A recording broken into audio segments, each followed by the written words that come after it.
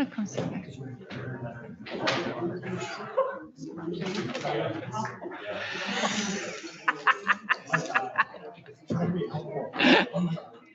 Stop shoving the president in our. Yeah, yes. We have hundreds of years to make it for.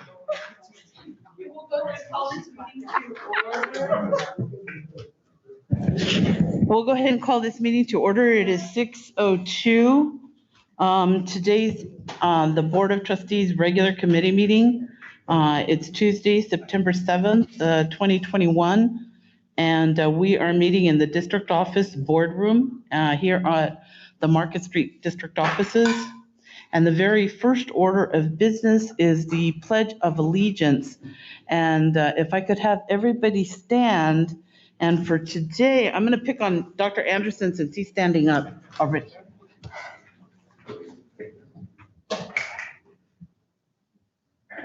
I pledge allegiance To the flag of the United States of America and to the republic for which it stands, one nation, under God, indivisible, with liberty and justice for all. Thank you.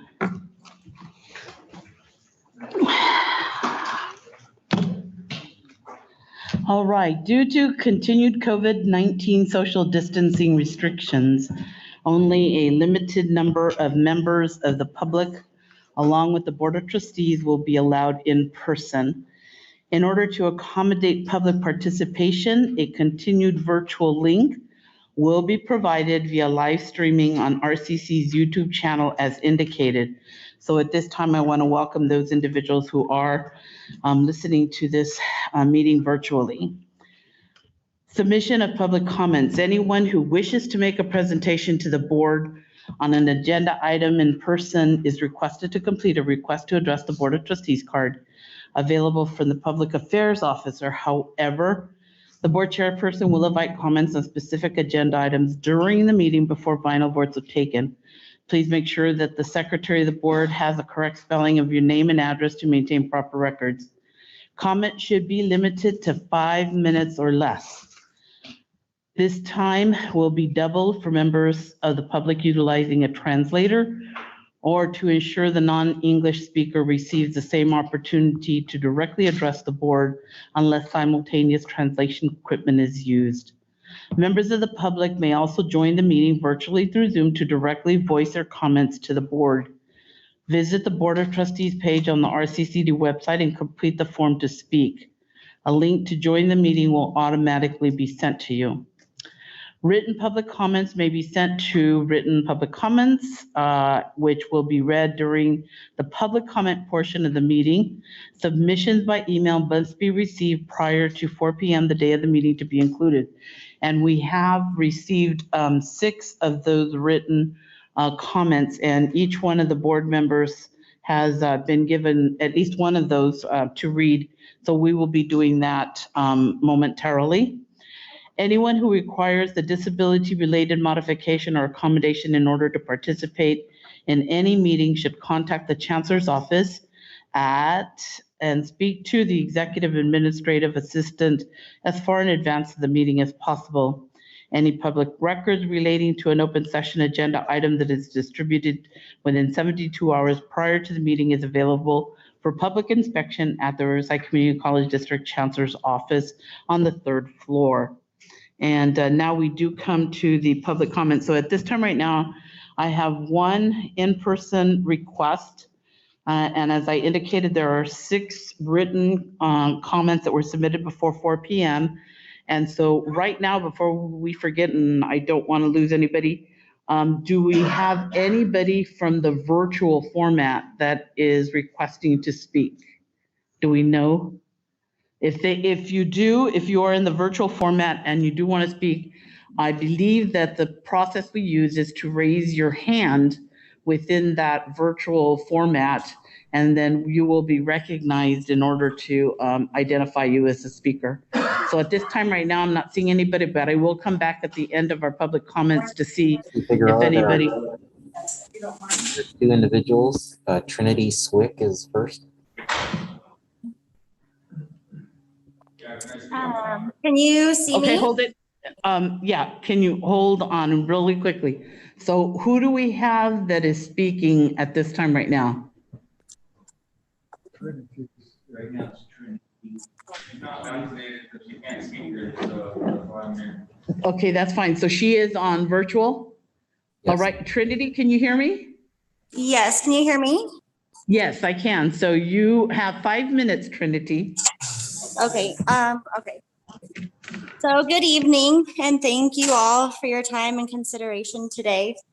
I'm requesting that all my comments be recorded to record. My name is Trinity Swick and I am here to speak against the COVID-19 vaccine mandate at RCC. I am a second-year RN nursing student at RCC, or at least was until I was recently dropped for refusing to get the COVID vaccine. I am not an anti-vaxxer, and I am in fact fully vaccinated, which is a requirement to enter the nursing program.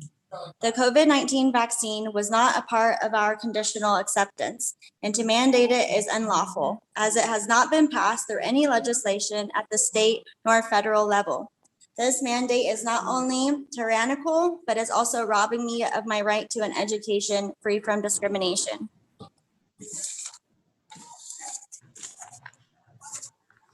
Besides medical, students at RCC have been stripped from all exemptions. There are no religious or moral conscience exemptions for students, which is discriminating, nor a pass for those with natural immunity, which gives you 13 times more effective immunity than those who have been inoculated twice by the Pfizer vaccine. Additionally, there is no online option for me. As a nursing student, I have to step on campus to practice skills, and I have to attend clinicals at hospital settings. Some may argue that as a future nurse, it is no longer about me, but about our patients. And I agree to that. Did you know that the COVID vax is not a cure and is only effective against symptoms? The vaccine does not prevent transmission, and it was never designed to prevent transmission of the virus. So you ask, what about the 95% effectiveness in clinical trials? Well, they do not say that they are stopping transmission. They are specifically saying whether they attenuate symptoms. According to the prestigious Oxford University Clinical Research Group, vaccinated individuals are found to carry 251 times the load of COVID-19 viruses in their nostrils compared to the unvaccinated. To be an asymptomatic viral carrier makes vaccinated individuals more of a threat to patients. The vaccine turns healthcare workers and all who receive it into pre-symptomatic super spreaders. Those who are fully vaccinated can still get, carry, and transmit COVID viruses as a result of widespread vaccine failure. Still a skeptic? Well, let's look at a few of the highest vaccinated countries in the world. One, which is Israel, with 78% of all eligible Israelis over 12 years old are vaccinated. And another is Gibraltar, which has fully vaccinated every eligible citizen.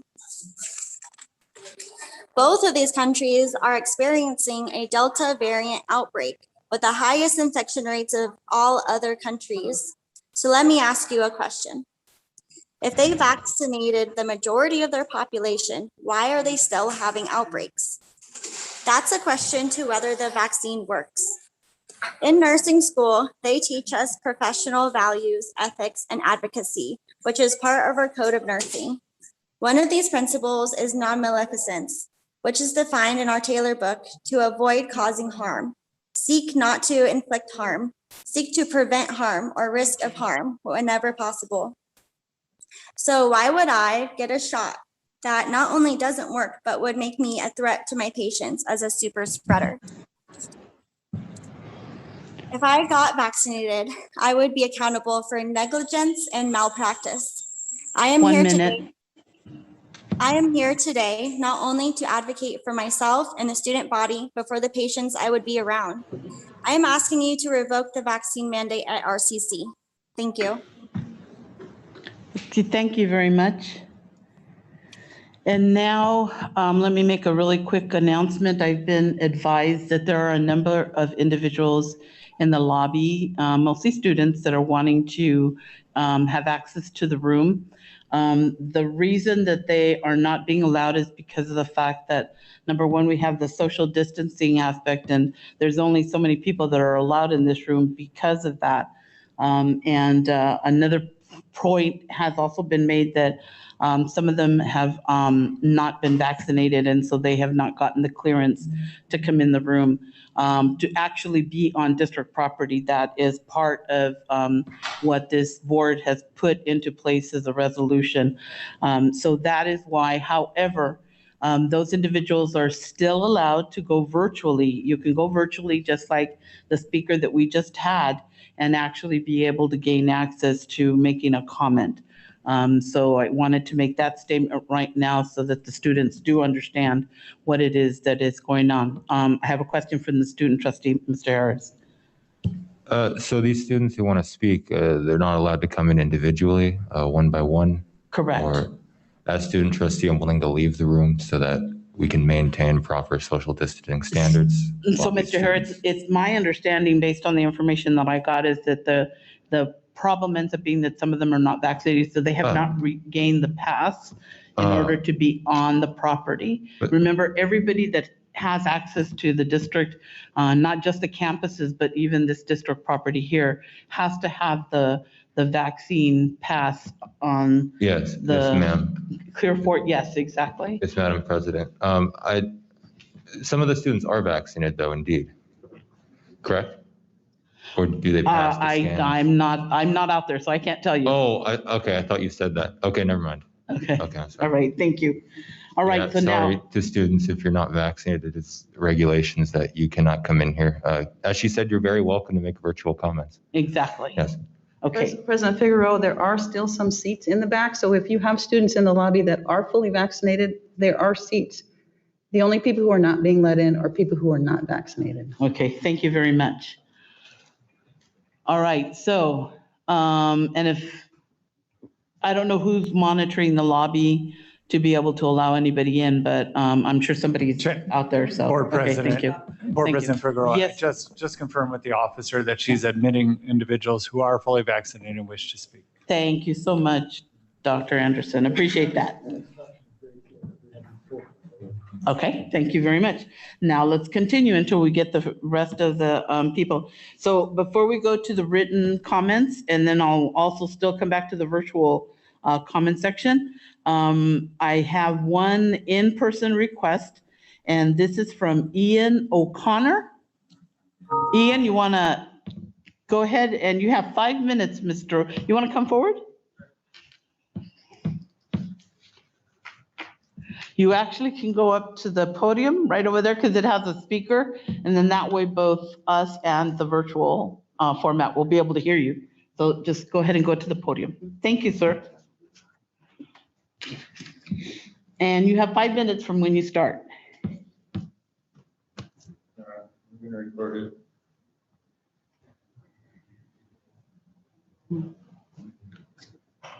So I'm also speaking on behalf of my girlfriend, Trini Swick, who's given her heart and soul into this nursing program.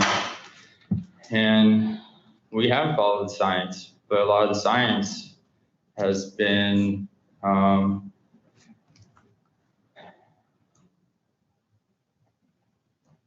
kept away from us. It's been censored.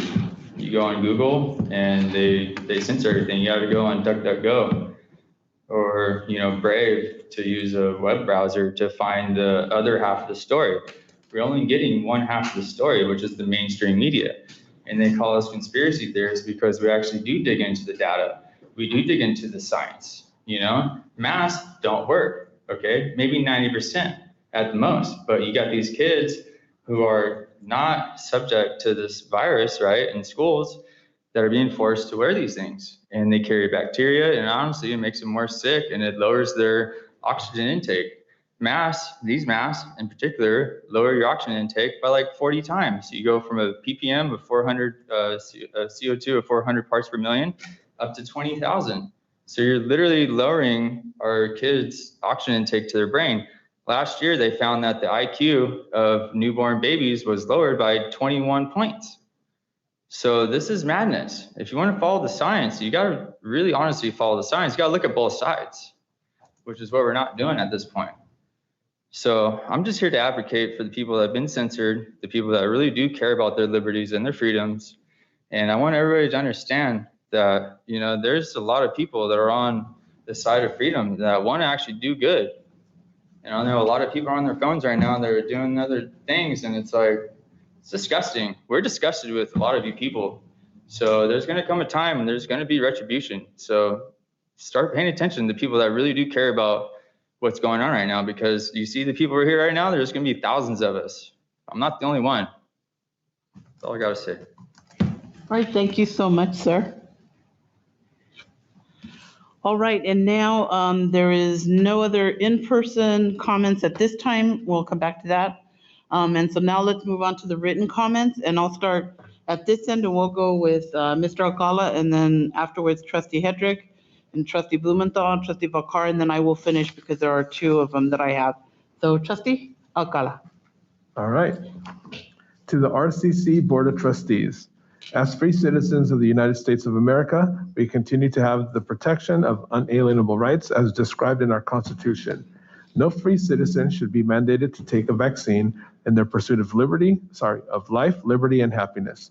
I find it appalling that this Board of Trustees would discriminate against students based on their individual health care and morality-based decisions. Nuremberg Code emphasizes that the fact that people cannot be forced to take a drug without their full consent. A rushed FDA approval means nothing to some free-thinking Americans. In addition to our right of autonomy and right to medical privacy, some students deem the vaccine as morally unacceptable. It seems to me that you are enforcing policies based on religious discrimination. Your arbitrary vaccine policies fail to offer religious exemption. My son spent his senior year of high school sitting in this room, half listening to teachers via Zoom. He spent 5 weeks in person hiding behind a mask and layers upon layers of plexiglass. Certainly not very motivating. He was looking forward to walking onto the beautiful RCC campus to sit in real classrooms, listen to live instructors, and meet fellow classmates, only to be told a week before school starts that he must disclose his personal medical history, and that he is not allowed onto campus. The disappointment he felt as a result of your discrimination is unreal. RCC has a rich history of caring for its students and providing an excellent general education college foundation. This board does not seem to uphold its past richness. My family felt sadness and anger due to your denial of my son's rights. Perhaps it's time to take a deeper look at who is sitting in the Board of Trustees. The president of the board has no opponent during election time in 2020. Time to unseat those who do not uphold American values nor respect the rights of their fellow American citizens. The people of Riverside are ready to make the necessary changes if the board decides to stand by its highly discriminated vaccination policies. My hope for my son and others like him is that you will see the error and reverse your policy decisions. Lydia Hanley, past student, mother of recent graduate, and mother of incoming freshman. Thank you, Mr. Alcala. Trustee Hedrick. Hello, board members. I would have preferred to deliver my comment in person to you so you could see one of the many faces you have unilaterally altered careers for, derailed furthering educational goals, and stunted opportunities to receive in-person services from any of Riverside Community College District offices or colleges due to your mandated vaccinations. I would like to remind you that Riverside Community College District is an open access public institution. However, with your vaccine mandate, you're operating RCCD like a private institution. RCCD receives its funding from local, city, state, and federal funding. With that said, what local city ordinances, state laws, or federal laws grant you full authority to prohibit the public from accessing district offices or college campus? In addition, what local, city, state, or federal laws grants you the authority to demand persons entering a RCCD offices or college be required to submit protected medical information prior to accessing a public open access institution? I look forward to hearing the laws that grant you the authority to do what you've done. Thank you, Teresa Pham. Thank you, Trustee Hedrick. Trustee Blumenthal.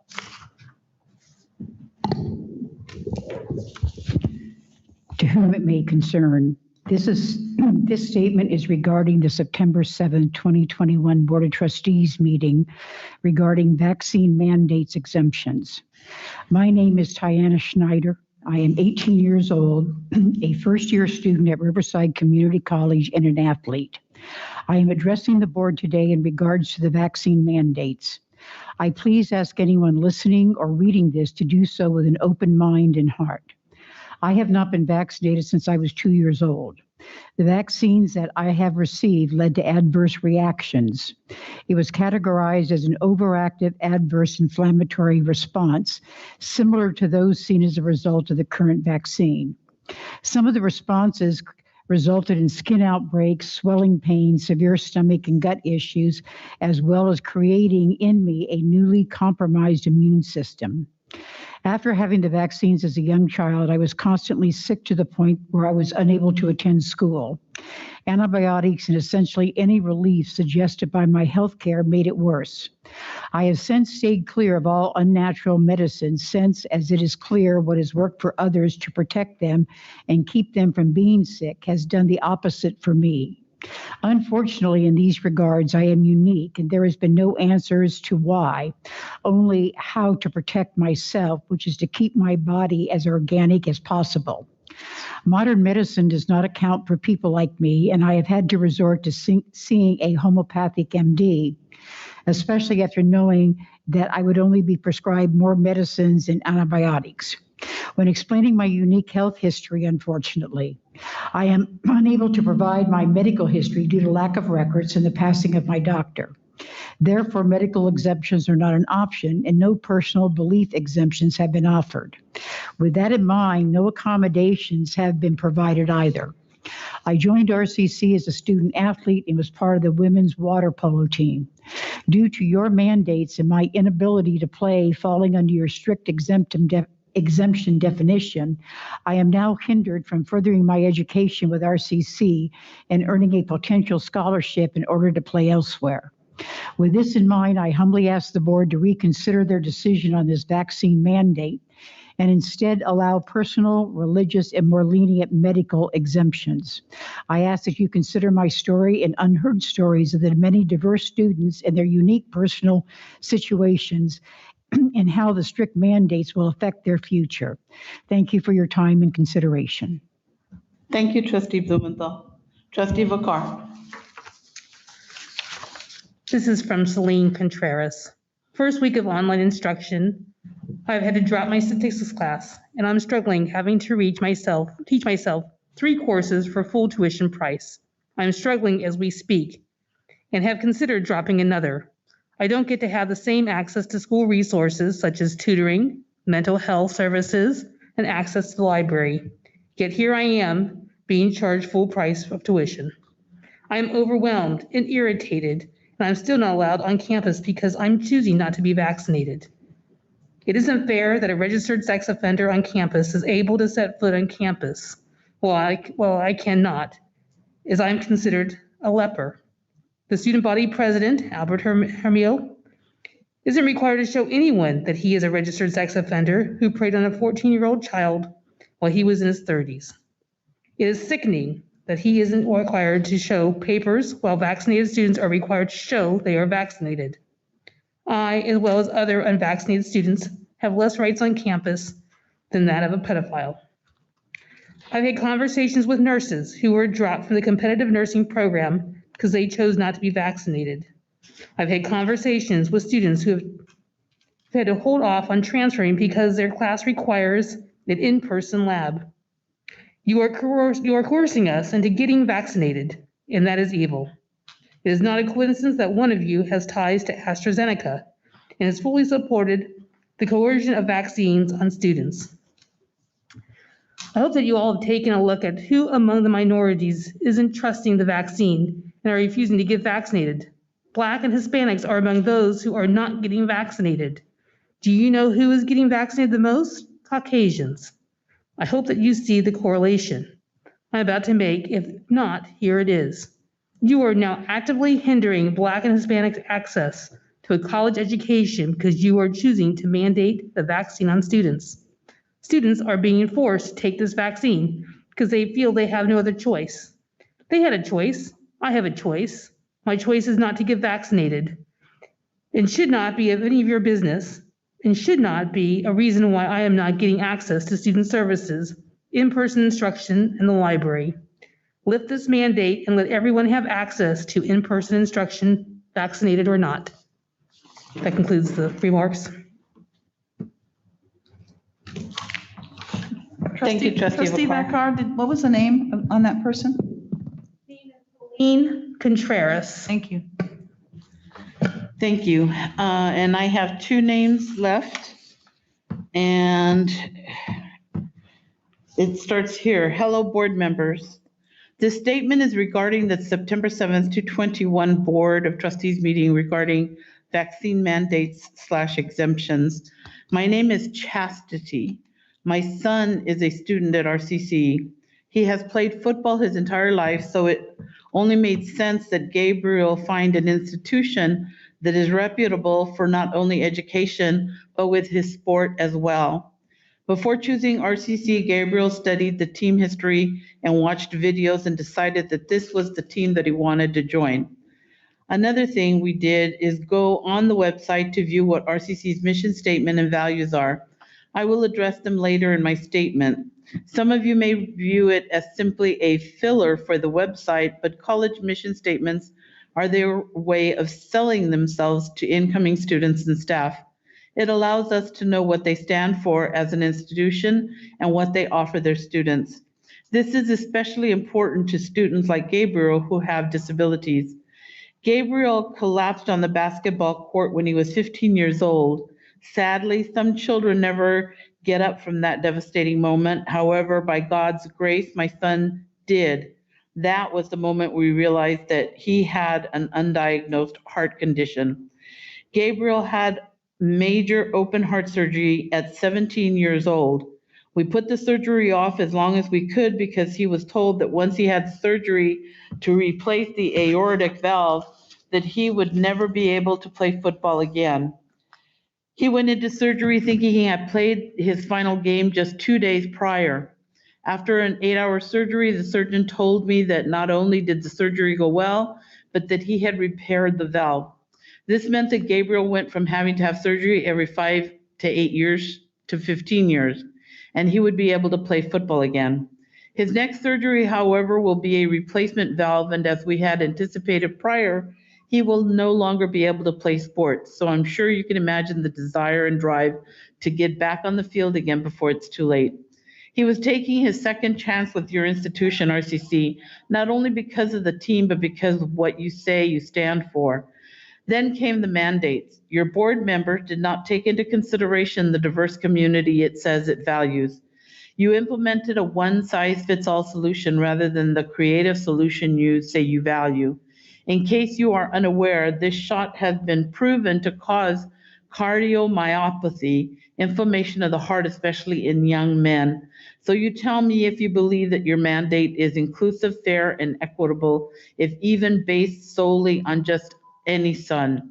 I contacted the athletic director, the director of athletic information, and the coaches. I watched as every compromise we offered, from an exemption to testing weekly or even daily, as well as wearing masks through practices, were denied. There was no discussion of ideas or collaboration, rather a dictatorship of what should be done, not considering those individuals that don't fit into the uniform community that you are trying to create. It was clear to Gabriel and to myself that your institution and coaches were not only including Gabriel and those who were unvaccinated, but outwardly discriminating against them. Sadly, they worked harder at blocking the ability for Gabriel to participate with his team than being inclusive and finding creative solutions that RCC states it values. The coaches at RCC were more interested in compliance and control rather than the health and well-being of each of its student athletes, in complete contrast of its own values by not allowing exemptions. RCC did not foster inclusiveness, it did not embrace diversity in all its forms, or strive to create a supportive climate for its community and workforce that was fair and equitable as it claims. RCC did not lead through innovation. They did not respond to the charging needs of its community by creative solutions, as it claims. Dedicate itself to collegiality by respecting the unique views of each individual and encourage civility, discussion of ideas, and collaboration, as it claims. Instead, use its power to place its students and staff under duress to either take a shot or drop out of school.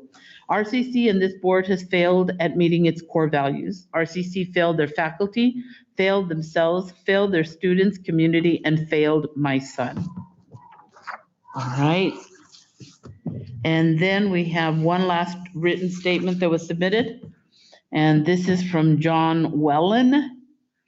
RCC Board, have you reconsidered your stance on mandatory vaccines and COVID testing? You do know that most of the new COVID cases are breakthrough cases by people who have been vaccinated. You do know that there are great risks in younger people getting the vaccines. Are you not worried about liability in any way? I think you will find over time this will adversely impact the RCCD system. As well it should, for not giving students a choice in the matter and trying to coerce them into something they may not want. But go ahead, side with the teachers' unions and their liberal agenda. I'm sure they are donating to your campaigns of special causes. I know several other parents that feel the same way. Regards, a Norco parent.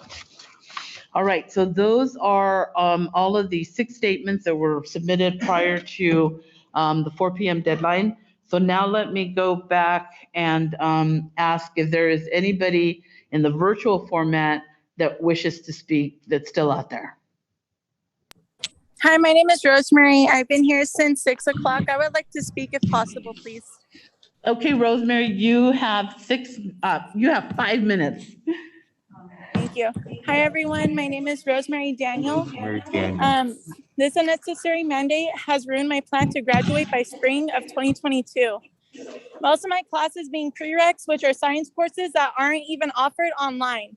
RCCs should at least allow lab to be in person or offer all science classes online, including labs. Everyone's learning style is different. For myself, being online has been tiring and a waste of time. I have been teaching myself where I still haven't even learned a thing. Do you think getting the vaccine stops the individual that is vaccinated from getting and spreading COVID? Putting your all into a school just so they can stab you in the back because it's whatever is convenient for you guys genuinely sucks.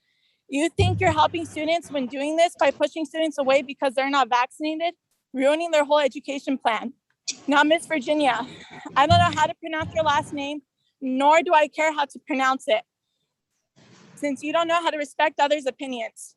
She even said herself, I am a firm believer in vaccinations. I will not have any discussions at all with those that don't believe in it. Now that sounds like discrimination, does that not?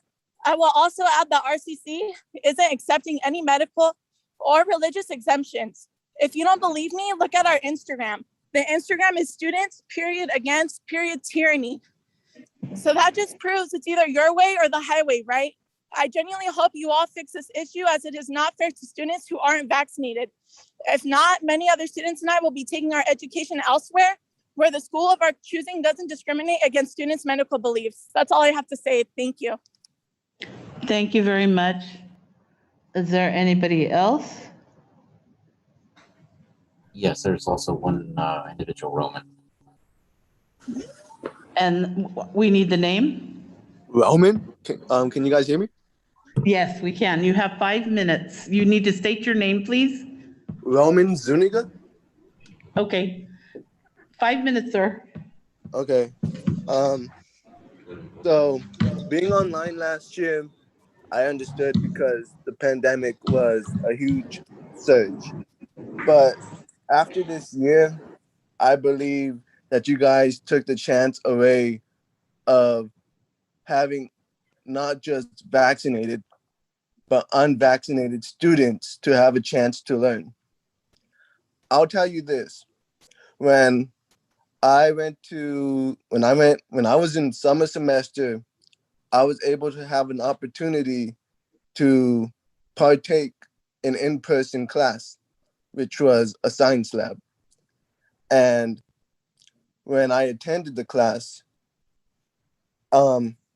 everyone was okay with like not being vaccinated or vaccinated.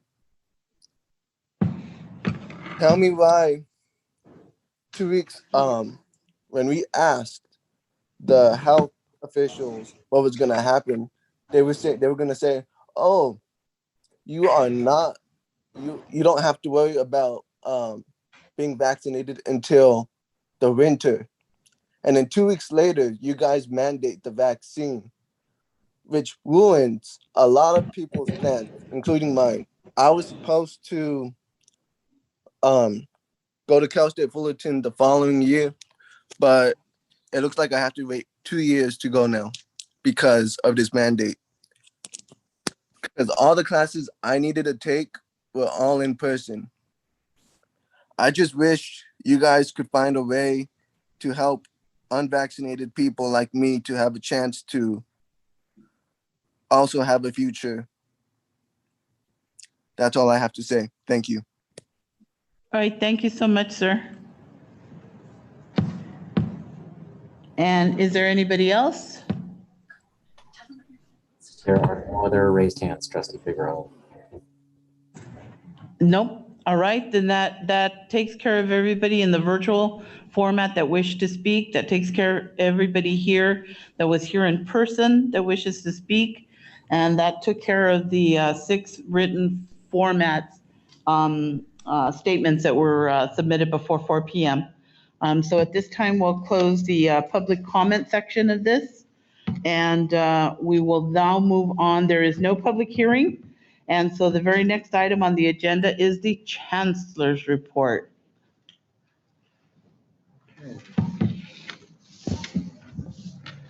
Thank you, Madam President. The fall semester has started. We have completed 2 weeks.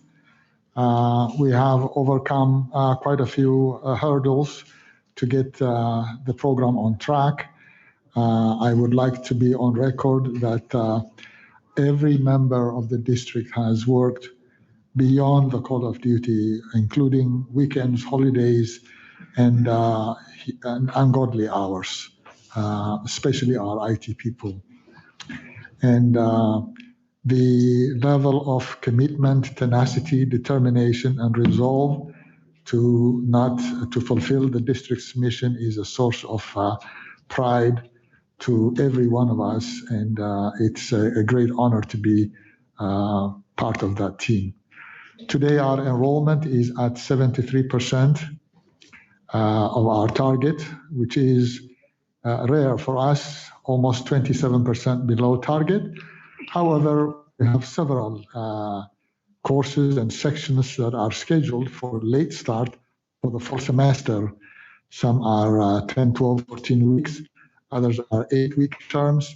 And hopefully, many of these courses will attract and provide opportunity for those who have not been able to enroll now to be enrolled later. And we will know exactly where we stand with our overall target for the fall semester after the late term courses are finished. Enrollments reflect basically students' demands. We were flexible to following the board's guideline to create as much accommodation as possible to students to access their education through the online platform. And looking at the demand, looking at the fill rates of the sections that have been opened, looking at the size of the wait list, there were more demand in the online than on the face-to-face. So as of today, the distribution between online versus the face-to-face is approximately 65% on the online and 35% face-to-face. And these are rough estimates. I don't have the exact figures yet. In line with the, this is in line with the board decision to accommodate students' needs. As of today, we have approximately close to 15,000, to 14,633 to be exact, people who are fully vaccinated or partially vaccinated students who are on site. When we look at the distribution of these students into the various areas by areas of focus, we see that the people in the STEM and kinesiology areas are approximately half or slightly half of those students, which means that those students who needed the face-to-face classes most because of their labs are also accessing the face-to-face in that proportion. And so that is a very, very welcome distribution. And hopefully this will be reflected in subsequent semesters also, especially as the numbers of those who are fully or partially vaccinated are on the rise. As of today, when we look at the status of vaccination within our district, especially with respect to our employees, within our academic administrators, 91% are vaccinated. They are all fully vaccinated. Amongst our classified managers, 90% are vaccinated. Amongst our faculty, 89% are vaccinated. Amongst our classified employees, 81% are vaccinated. Amongst our part-time classified, 76% are classified. And amongst our confidential, 91% are vaccinated. So this is a huge success in the district. I think that when we recognize that the community level of vaccination is below 50%, we know that within our own internal community, if we were all isolated from the rest, we would have long achieved the herd immunity and would have claimed victory over the virus itself. However, we still live within the larger community, and therefore we still have threat of infection, community infection that will find its way into our campuses. And on Labor Day, yesterday, I had a meeting with the Director of Public Health, Dr. Young, and his assistant, Ms. Kimberly Sarawaturi. And when I shared this information with them, they could not believe it. They were very elated as public health officials. They felt that this district has achieved the highest standard of public health safety. They cannot, within the county of Riverside, they cannot compare us to anyone who has achieved close to what we have achieved. And so I shared with them some of the challenges that we have, both in terms of tracing, because our students within the campus tend to be mobile. And so if a student has been shown to be positive in the COVID-19, and we start tracking, that students may have moved from one class to another class, may have attended 2-3 different classes, so we'll have to alert those classes. That student may have gone to the library, to the cafeteria, to the bookstore, to a number of places. And so the widespread information in an attempt for tracking and attempt to warn people that may have been exposed is creating a little bit of anxiety within our campuses. And so I needed to see how they can help create a set of data that gives assurances of how bad or how good the situation is, to measure relevant matrices that are indicators. As we used to have in the state, we had different color code conditions of the extent and severity of infection, and each color code then allowed us a degree of freedom. That is, as you move towards the green, you have greater and greater of freedom to do so. And so in this particular case, we wanted to see what they can do to help. And with the classroom situation, they had ideas where in the smaller classes, if students are assigned seats and they are sitting the same seat all the time, when and if we see a report of positive testing, then they can see that they can isolate the people who are sitting in the front, to the left, to the right, and to the back, so that they can limit the areas of exposure. And in larger classes, they suggest for cohort zoning, where areas of the large classes could be also zoned that way, so that instead of quarantining the whole class, you'd isolate the place where the infection was cited.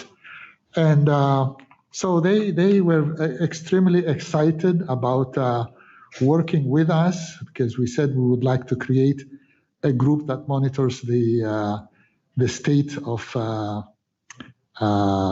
the COVID state monitoring group, and they would like to participate. They had ideas of working with us closely to be able to develop our system as a model that can help them help the other institutions, both the K-12 and some of the community colleges within the state. I might add, I think that from their experience working from their own board of supervisors, as well as from the information and the work they do with the school districts and their boards, they were extremely appreciative, in the beginning quite surprised, but very appreciative that this board is united and have a very high commitment and high standard to safety within our campuses. Their own data within the school system showed that the people who are unvaccinated are likely to be infected 32 times higher than those who are vaccinated. And the potential or possibility of death occurring is 120 times higher in those unvaccinated as compared to the vaccinated. So within the public health community and the professionals, there is no doubt in their mind that vaccination is the best process of protecting the community and adhering to a very high public health standards.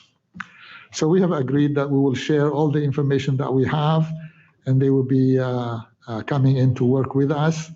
And at some point, there may be an opportunity to introduce them to this board in terms of sharing their experiences of working with us in helping us develop a much better system for monitoring and containing the COVID infection within our own campuses.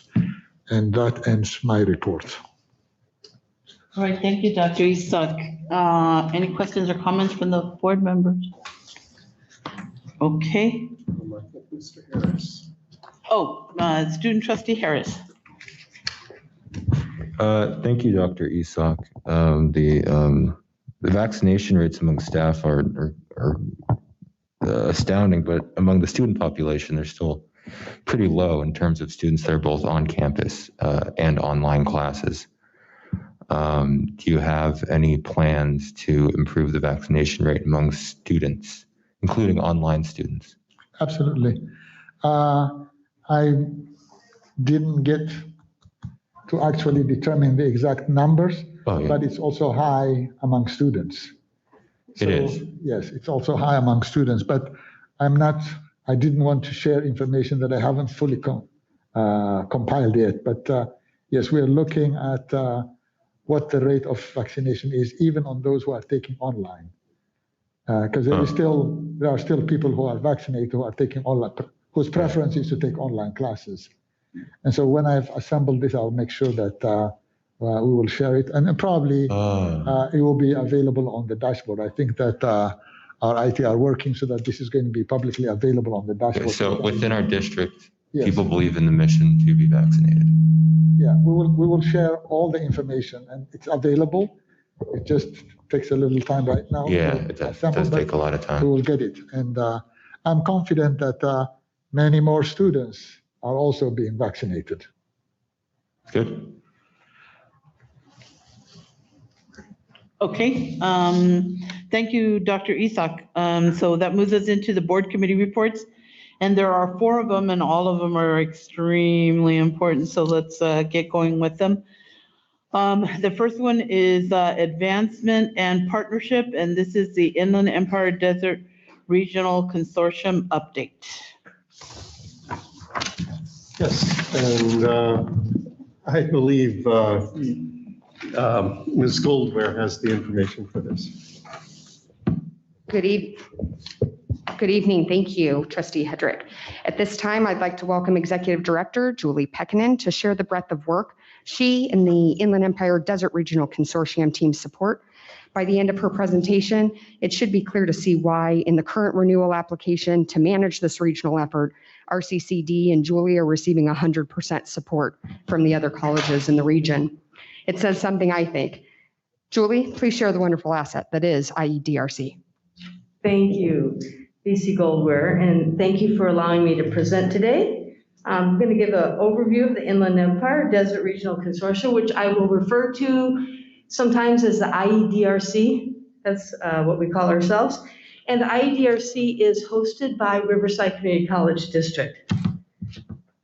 What is now known as the IEDRC formed around 1994. It was a group of regional CTE deans who met to approve new CTE programs that were being submitted to the state. Now it has grown to include not only the CTE deans, but all of the partners that you see on the slide. Community colleges, K-12 districts, and more. I didn't put everybody on there. We're quite a big organization. Our attendance is about 160 at our meetings.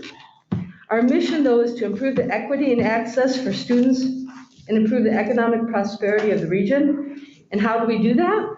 We do it through a coordinated regional approach to partnership and collaboration across all Riverside and San Bernardino counties. RCCD receives more than $30 million annually to support the IEDRC's regional work. And we'll look later at how we allocate those funds. Next slide, please. We have an operational structure. You'll see in blue, those are the positions that are hosted at RCCD. We have 7 staff, myself included, that are part of the regional infrastructure. In the yellow boxes, those are IEDRC staff that are hosted at our partnering community colleges. And there are 6 staff, regional directors of employer engagement and our Center of Excellence staff. And in the green, those are IEDRC staff that are hosted at our K-12 partner agencies. There are 9 K-12 Strong Workforce Pathway Coordinators. Next slide, please. I take a breath, I'm a little nervous. We have 4 decision-making bodies, each with a distinct area of responsibility, and you see them here. There's about 48 unduplicated individuals who serve on these decision-making councils and committees. Some of the authority is delegated by the Region 9 CEO group. That's the Region 9 community college presidents and chancellors. And some of it is legislated. Some of the authority is legislated. Next slide. So we have our executive council. It's a representative council. There are 11 voting members, and they represent these different constituent groups: CEOs, the chief CIOs, chief instructional officers, CTE faculty, CTE deans, and contract ed. So they're nominated by their peers, and then they are appointed by the community college CEOs. They approve the Strong Workforce Strategic Plan, they allocate the Strong Workforce budget to the colleges, and they resolve regional disputes. So it's important to note here that the Strong Workforce Strategic Plan is the framework that guides strong workforce investments across the region. So all regional investments of strong workforce must align to the regional plan. Next slide, please. We have our steering committee. Our steering committee is 24 members. It's 2 members appointed by the college president from each of the 12 colleges in the region. And the steering committee, they set the regional sector priorities, and then they develop and approve the strong workforce work plans and budgets each year. They also evaluate progress towards our objectives, meeting our objectives. Next slide, please. The K-12 Selection Committee. This committee is legislated, and the membership of the committee is also legislated. The K-12 Selection Committee is, in our region, 18 voting members. They're recommended for appointment by the 2 county superintendents of schools, and approved by the Region 9 CEOs. They have the sole authority to allocate the strong workforce K-12 funds across the region. They do this as part of an annual competitive application process. Next slide, please. And last but not least, we go back to our CTE deans. Those are 12 voting members. There's more than 12 CTE deans across our 12 colleges, but each college has 1 vote in the recommendation of new CTE programs. So in California community colleges, if you want to start a new CTE program, part of the Title V requirements is that you have a regional recommendation for that new CTE program. And that authority is vested in our CTE deans. So now we've looked at how we're organized, we'll look at how we're funded. And next slide, please. Wow. There we go. We have 4 main sources of funding for the regional consortia. And there's Community College Strong Workforce, started in 2016. It's an annual budget of this year, $290 million statewide, and we receive our regional allocation. K-12 Strong Workforce was started in 2018. The Perkins State Leadership, that's the original source of regional consortia funding. And then this year, the funding's not new, but it's new to the regional consortia, the funding from the Chancellor's Office, Economic and Workforce Development. That's a $1.1 million that we'll receive this year. And that primarily supports the staff infrastructure. The next slide, please. So the purpose of this next slide is to just show you the kind of the scope of the size of our funding. And it's not moving, but that's okay. You have a couple of bars in here. And on the left, you have your Community College Strong Workforce. That's 5 years worth of funding. The blue and the yellow is just to show you, the blue shows how much money goes out.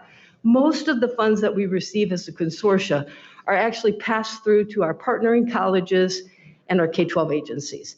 The yellow part shows what part RCCD retains to support the infrastructure. So overall, it's about 4% of the funds overall stay with RCCD to support infrastructure. Next slide, please. Okay, so I'm going to start with our biggest source of funding, which is the K-12 Strong Workforce. It was legislated in 2018. Statewide, it's $150 million, and all of the $150 million is allocated to regions. And that K-12 selection committee makes the decisions on the regional pot of funds, which agencies are going to get what funds to do what work. So we have done 3 rounds of funding. There have been 43 K-12 agencies in our region that have been participating. 69 projects have been funded in those 3 years. There are 355 partner organizations that are listed as partners in these projects, and it's for a total of $55.5 million in K-12 strong workforce funding. So in addition to the $150 million, because 100% of that is allocated out to K-12, the state also budgets $13.5 million to support K-12 strong workforce infrastructure. So it supports those 9 pathway coordinators, and it also supports the K-14 TAP, as well as 1% for fiscal administration of the K-12 funds. Next slide, please. We have our community college strong workforce. That was began in 2016 with the last 5 years. It's been a $248 million annual investment at the state. This year, that investment increased to $290 million. So in the first 5 rounds of funding, we're entering round 6. We've all 12 colleges have participated and have received funding from the region. 41 regional projects have been funded for a total of $44.2 million.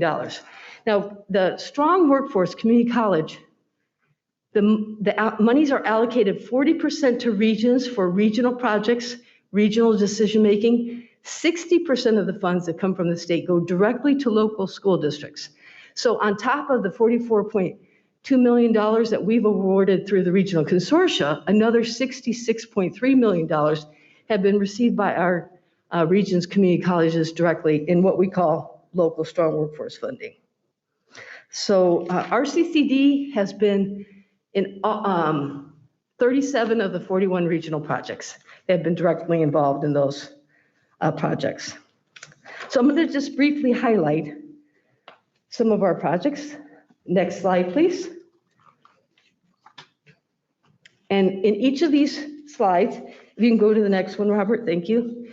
I've also showed you how, I'm showing you the regional investment from the beginning. This is a cumulative total, but I've also called out each of RCCD's 3 colleges so you can see how much each of RCCD's 3 colleges have invested in these particular projects. Advanced transportation, we've focused a lot on improving our automotive lab technology. We know that the Governor Newsom's zero emissions by 2035 executive order calls for all new cars and passenger trucks to be zero emissions by 2035. So that meant improving the technology that we have in our labs and teaching that new technology to our students. So I'm proud to say that all 9 of the colleges in our region that have automotive programs have at least 2 or more hybrid vehicles, and all have new, other new technologies. Next slide, please. In innovation and entrepreneurship, one of our signature investments has been in the maker movement. And in round 1, we funded 4 maker spaces across the region. And this last round, we have a total of 9 colleges that have maker spaces. Moreno Valley College has been a leader in our region with makerspace. They have both a mobile makerspace and a physical makerspace. Next slide, please. In health, we have invested, one of our signature investments is in clinical site placement coordination. We have 8 colleges in the region with nursing programs, and we are competing with for-profit schools for clinical site placements, so it behooves the region to have a coordinated approach to clinical site placement, and we've done really quite well there. We've done many other things in health, but that's really something we're quite proud of. Next slide. We have our ICT in digital media. Here I would highlight our cybersecurity programming, and cybersecurity is in every business, in every workplace, there's a need for cybersecurity.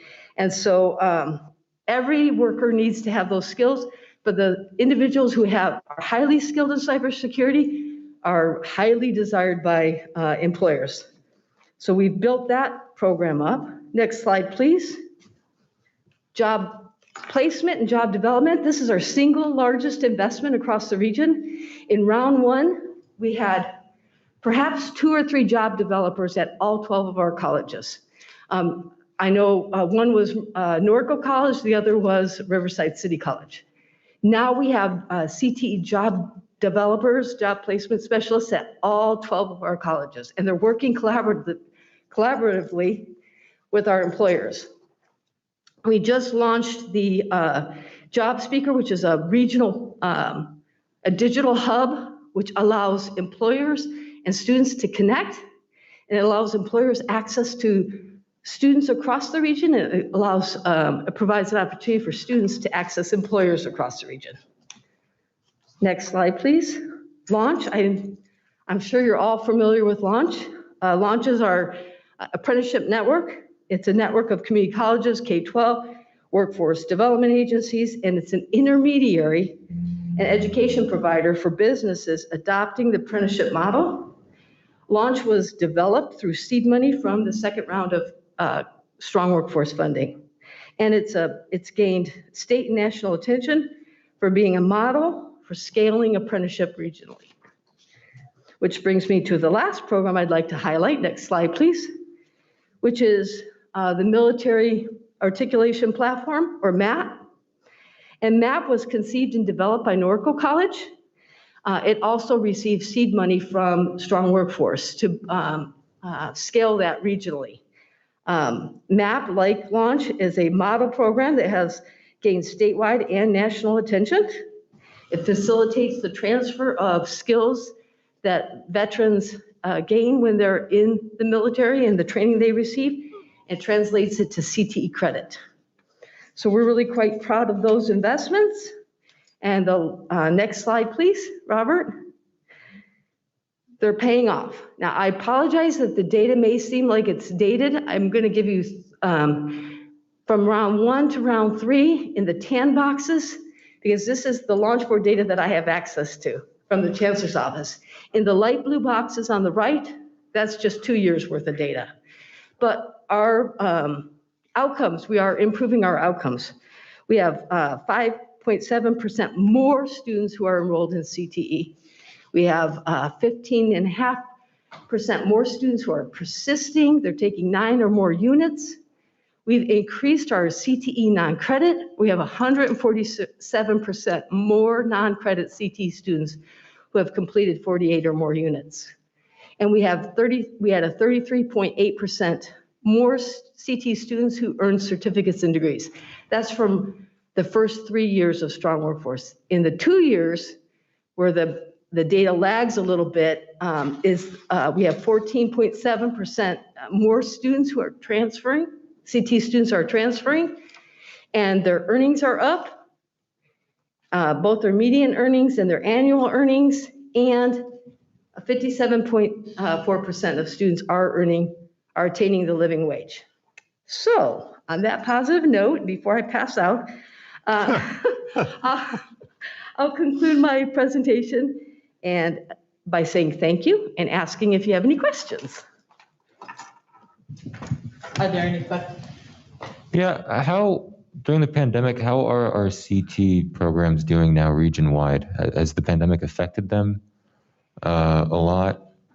I wish I had data for you. Oh. Our data comes from the state, and okay. it lags. I can tell you that when all the colleges in the region were fully online, our CT program suffered, but not to any greater, not any more than all the programs suffered. Really? But it's difficult because we're looking at data regionally, and we have to wait for the state to compile that data and then feed it back down to us. We're trying to come up with some data models that'll allow us more timely regional information. Oh. So to get that data, I have to go to the IEDRC, and you guys will have that when it's available. Yeah, all the colleges feed their enrollment data to the state, and then the state they compile it and they put it on the dashboard, it's called Launchboard. It's publicly available. If you do Launchboard, if you do CCCCO Launchboard, Launchboard should come up as an option. And you can see all the student success data, and our data we look at is the Strong Workforce student data. Awesome. Thank you so much for the presentation. You know I'm excited about this. This has been a lot of my lifelong work right alongside with you. And I just really want to thank you and your team. I know when I think back over the last 25 years and all of our interactions, and I see where we're at today as an industry and looking at industries and how we support them with a strong trained workforce, and the many elements that have come into this at all 3 of our colleges here at our district, but not just here, but across the entire region, and how we've been able to change that conversation by offering the certifications, to be able to keep students engaged, to find them that employment. I think there was a slide up there that talked about earning a living wage. That was one of the problems that we had here across the board. Our students were leaving here and they weren't earning a living wage, which was hurtful. And the idea of a living wage is that you're able to go support yourself by buying a home, being able to have a quality of life that makes a difference for you for your future, and that you're not working multiple jobs, that you have access to good quality health care. Those are some of the bedrocks of what we have. I agree, our data is running so far behind up at the state level. And I hope that our chancellor's office up there is going to be able to work on some other more quick, timely transitions for us to be able to learn more about our data. However, there are little micro data pieces that are still happening out there. We are tracking what's happening with apprenticeship. And Julie and her team has done a fabulous job really articulating well with the K-12s.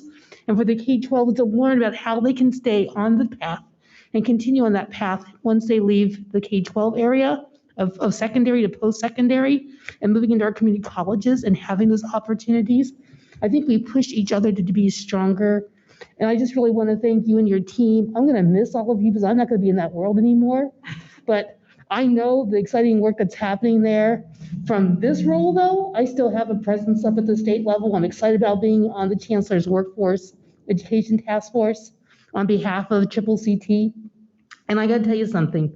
It feels good to be able to tell the rest of the state just how well we're doing. And really, it's because of the amazing work that's happening with our Inland Desert Regional Consortium. And it has really, truly grown to being an icon, not just here in California, it's recognized across the US. And really, it's the work of what Julie and her team has done. And you guys are rock stars, so thank you. Yeah.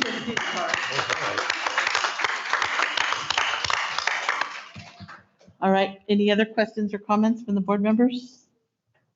I do have one comment, and it's not actually to Julie, it's actually to Chancellor Isak.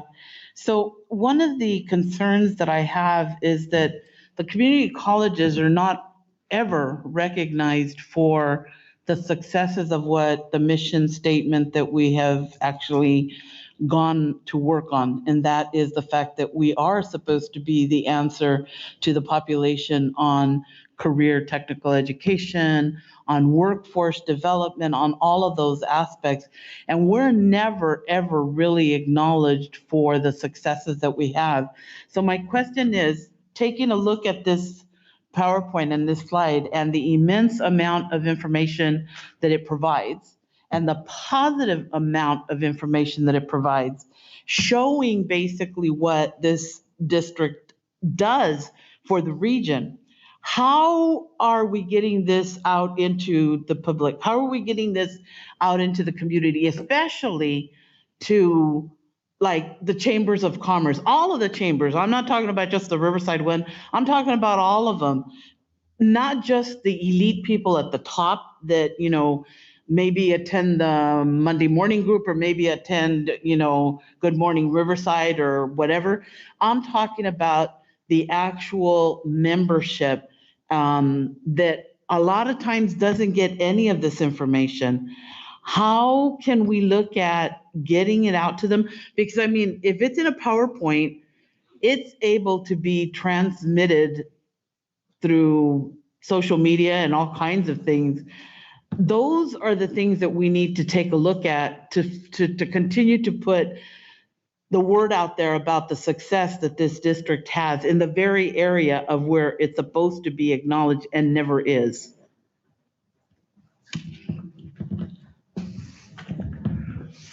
It's a very, very good question. I think that some of it is the way in which workshops, conferences on economic development are organized, and we are left out from the table in that discussion because they tend to focus mainly on the major four-year universities. I think that with the establishment of the institutional advancement and economic development, we are beginning to organize and connect many of these to actual economic development. They are right now, I think, commissioning a study on the economic impact of the community colleges on the region. What is our economic impact? How much are we worth to the society that supports us? And I think with some of what we are doing, ultimately, I'm sure that, and also look at the kind of network and partnership we are building with all the labor organizations. And by working with them, how we are trying to transform communities so that they can quickly go into high skill, high demand, and high paying jobs. So I don't know that, I'm not going to say it's not our fault. I think that we haven't put the resources in that part because all our energies have been put in areas where we feel are relevant, and our publicity and gaining access to many of these things we haven't fought as hard as we should. And I think that with emerging strength in our connecting our career technical education, workforce development, and economic development, I'm pretty sure that we'll get to where you're looking as to where we should be at. I think we will get there. We are recognizing more and more that we need to be more in the forefront and not just at the back, sitting and observing, but we need to be clear actors. So in the coming years, I think that you will see us emerging more. We are also collaborating on these economic development programs on equal footings with UCR and with the other universities as well. Okay, do we have some kind of commitment that this information that's right here, especially because it brings up the issue, as Trustee Vakar indicated, that there's actually the word in there about the fact that some of these have created living wages. I mean, though that's like enormous, because that's the goal, to be able to say that we are providing a community and a family with a livable wage. I mean, we're actually doing that. That's what it says. And so I think that those are the kind of things that we need to put out there. Rebecca, did you want to say something? So for clarity, and Julie can always correct me where I'm wrong, any of the programs that are funded through Strong Workforce here, anywhere across the state, any of those programs require that they be attached to a job that provides a sustainable living. So in our region, it's $21.78 an hour. Trustee Figueroa, to your point, there are opportunities for us to go out and better communicate these messages. I don't know that the IEDRC is what we want to communicate, more maybe the CTE programs that are available to the communities to get people into that cycle. And we can highlight the overarching approach that because frankly, this is a grant that we administer on behalf of the region in a better, definition of it. So pointing out that we are administering this grant on behalf of the region, it does require 100% of the region to support us getting this. So it talks to Trustee Vakar's point earlier, it talks to the work that's been happening in the region as a coalition and collaborative, and the emphasis and frankly trust that they've put in this district and Julie and her team. So we don't want to take away from the work that's happening at the colleges throughout the region, knowing that the backbone infrastructure of that grant management is supporting them. So we'll find a way to get and articulate what the IEDRC and how RCCD supports that to make the rest of the regional potential and those sustainable living jobs possible. And we'll look for potential community groups to get those out to, whether it's Latino Network, GRHCC, the chambers in general, as you've pointed out. And Julie's been on the road before, so it wouldn't be her first time. But the other would be these counselor conclaves that they get together on an annual basis, and making sure that those counselors are thinking about the 2 years and not the 4 years. That's where a lot of the meat and meaning can really translate, and that's where we get, frankly, our biggest bang for the buck. But we will look for, in this upcoming year, more ways that we can get Julie and that team out in the greater public. I appreciate it. Thank you. Student Trustee Harris. I have to agree with President Figueroa on this, that we need to highlight the successes of our CTE program. We're in a COVID pandemic, but it's not the only morbid thing that's happening right now. We're also in a suicide pandemic, a drug addiction pandemic, a drug overdose pandemic. And the number one difference between people who are dying of these, deaths of despair, and people who aren't, is basically a college degree and skilled education. We're in a country that's only 35% of people have a college degree, and a lot of people don't feel that a bachelor's degree, none of our faults, right? A lot of people feel that a bachelor's degree isn't right for them. And to highlight the successes of our CTE programs will bring in a lot of students who are really affected by the COVID pandemic and these increasing deaths of despair that we've been seeing really since the 1990s. Thank you. Very good, thank you. Trustee Hedrick. Yeah, President Figueroa. I would just follow up on the comment you made just from a very basic level. This is like everything else we have. We have great programs. However, always have an issue getting those programs out to the community so that there is a broad understanding of what we offer, why we offer it, what success looks like. But in regard to these programs, and your mention of the chambers of commerce, there are for large companies that approach the colleges for services, if you will, there is a process. It's somewhat lengthy, but there's a process, and we can tailor very specific training for them. And they all know about that. But where I think we would also be able to change the public perception, the community perception, is more the chamber membership, of which each chamber in our area, at least Corona and Riverside, have hundreds of members. They have a newsletter. Hundreds of people get that every month. And they're always looking for articles for those pages. And I just think of the excellent stuff that Chris has put together, or other folks have put together at the colleges. We need to plant that in the chamber newsletters. Hundreds of people will see it, people who are employers or people who hope to grow their businesses. And, I think it is a mistake if we ever miss an opportunity to help enhance a positive perception of the colleges and what we do. It will come back tenfold to us. So I'd say the newsletters would be something to shoot for. Thank you, Trustee Hedrick. Trustee Alcala. I just have a quick question for you.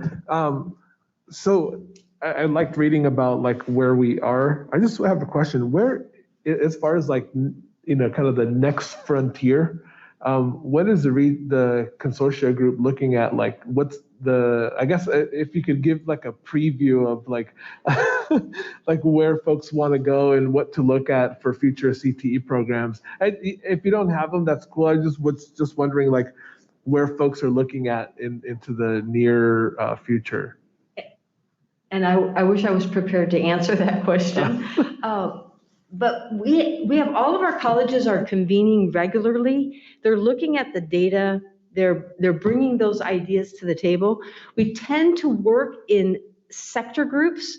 So we're focused, instead of looking at, just everything in the kitchen sink, we're focused in our priority sectors, which are health, ICT, digital media, and energy, construction and utilities, automotive technology, advanced automotive technology and logistics, business and entrepreneurship, and I'm forgetting one, advanced manufacturing. So we tend to focus in those areas and then and identify what we hear from employers. We do skills panels, regional skills panels. Employers are telling us what they're looking for, and that's how we generate the ideas for the next round of funding. All right, thank you. And no other questions? No? So turn it back over to Trustee Hedrick. Thank you for a fantastic presentation. Thank you so much. I appreciate it. And before we go on, let me make an apology. I was supposed to do this before, and it's my error. I totally messed up. I was going to actually ask that the Citizens Bond Oversight Committee item be taken before this first presentation. It's my fault. I apologize for having you have to sit here with us. But at this point, I'm just apologizing for it was my fault. So Trustee Hedrick, it's all yours again. All right. Well, we have a presentation from the Citizens Bond Oversight Committee, and we look forward to hearing your annual report. Yes. Thank you, Trustee Hedrick. Proposition 39 and the bylaws of the RCCD Measure C Citizens Bond Oversight Committee require that the CBOC submit annual reports to the Board of Trustees. This report is submitted as an information item, providing an overview of the CBOC activities from that year, institutional advancement and economic development staffs, and supports the CBOC and is responsible for preparing these reports. At this time, I would like to invite the current CBOC chair, Mr. Warren Avery, to share a few words with you. Warren? Thank you, Ms. Goldberg, and thank you, members of the board. And it's really okay. It was a great presentation. It was good to learn a lot of good information. So I enjoyed hearing it. So it was not a waste of time at all. So appreciate all the hard work that your consortium has done. Like Ms. Goldberg said, my name is Warren Avery. I'm the current chair of the Measure C Bond Oversight Committee. And it is my honor to be standing in front of you to represent the members of the Measure C Committee and present to you our annual report. While this year presented a lot of challenges, obviously, our committee and the district as a whole have much to show. Our committee met via Zoom for all of our meetings this year, and we're actually very well attended by all members and staff. So maybe that may be a good thing for the future, right? But as a result of the Measure C bond money over the past year, work has started on the new Life Science building here in Riverside. Work has been completed at the Student Welcome Center in Moreno Valley. And there are 3 new projects on the Moreno Valley campus that are either in the design or RFP phase as a result of the Measure C money. The committee added a new member this year. And with cooperation from you, the board, we made some much needed changes to the bylaws to bring them current in this last year. And finally, personally speaking, I just want to thank the staff and also the staff of the individual campuses, because this year, one of the things that we said a year ago is that we really wanted to go visit the campuses. We wanted to see the work that Measure C has done on the campuses. And as a result of staff, both in the district and on campuses, we were provided tours of each one of the campuses, took us around in golf carts and showed us this building and that building, what's going to be done here. This is this building. And it was just very informative for all of us who were there. So, and it also gave me a chance to meet the other committee members in person too. So that was nice. So just wanted to say thank you for that, because that was probably the highlight, at least for I know most of us on the committee, to see the things in person. So that is all I have to present the annual report. If anybody has any questions, more than happy to field those. Are there any questions from the? But I have a comment. Yes. Trustee Blumenthal. Thank you. I want to thank you and your committee members so much for what you do. It's very important, and I know that there are a lot of important questions that are asked by the members. And I want to thank you so much for the time that you put in on this. I served on the first committee that was formed, and I having personally participated on that committee before I was elected to the board, I just really want to thank you for the time and energy and oversight that you put in there. Thank you. Appreciate it, Trustee Blumenthal. Appreciate that. The committee always comes very well prepared. I'm always impressed. There's a big packet. The agenda packet is very large every quarter, and everybody reads through it. So I appreciate the comments. Thank you. Excellent. Are there any other questions, comments? I have a comment. So this is just my comment. So having been there at the very beginning when Measure C was brought forward, it's totally astounding to me that we're sitting here, this far, many years later, and we're still seeing projects that are being done as a result of Measure C. And there have been many districts across the state that unfortunately have gotten in trouble behind the use of the Measure bond money that they've had allocated in their particular districts. But this district has never had to worry about that. And I think that part of that is the fact that your bond oversight committee, which, we, as Trustee Blumenthal indicated, we take seriously, has a lot to do with that accountability. So even though the rest of your committee members are not here, could you take that message back to them and let them know that even though we only really get to hear from you once a year on the annual report part, that we do appreciate the ongoing oversight that they do provide. And I mean, they're there for a reason, and we want them to know that we really do appreciate that. And I swear that it's like they've kept, the focus on where it's supposed to be. And as a result of that, then, they assist us in that aspect. So totally appreciate what you all stand for. So thank you very much. Thank you. I'll pass those comments on at the next meeting. Appreciate that, President Figueroa. Mr. Harris, did you have a comment or? Oh, no, I thought President Figueroa's comment was sufficient. Great. Yeah. Anyone else? Thank you so much, Mr. Avery.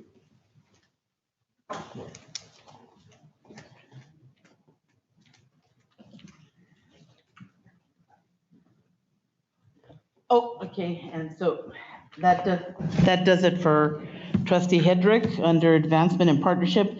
We now move on to item number 3, which is resources, and that I believe is Trustee Alcala. All right, good evening, everybody. And the first item for resources this evening is the 2021 Annual Security Report, also known as the Clary Act. And Mr. Brown? Yes, thank you, Trustee Alcala. The Jean Clary Act requires annual disclosure by educational entities of criminal activity on or around college campuses and district properties. Chief Shauna Gates is on Zoom to present the 2021 Annual Security Report. So, Chief Gates.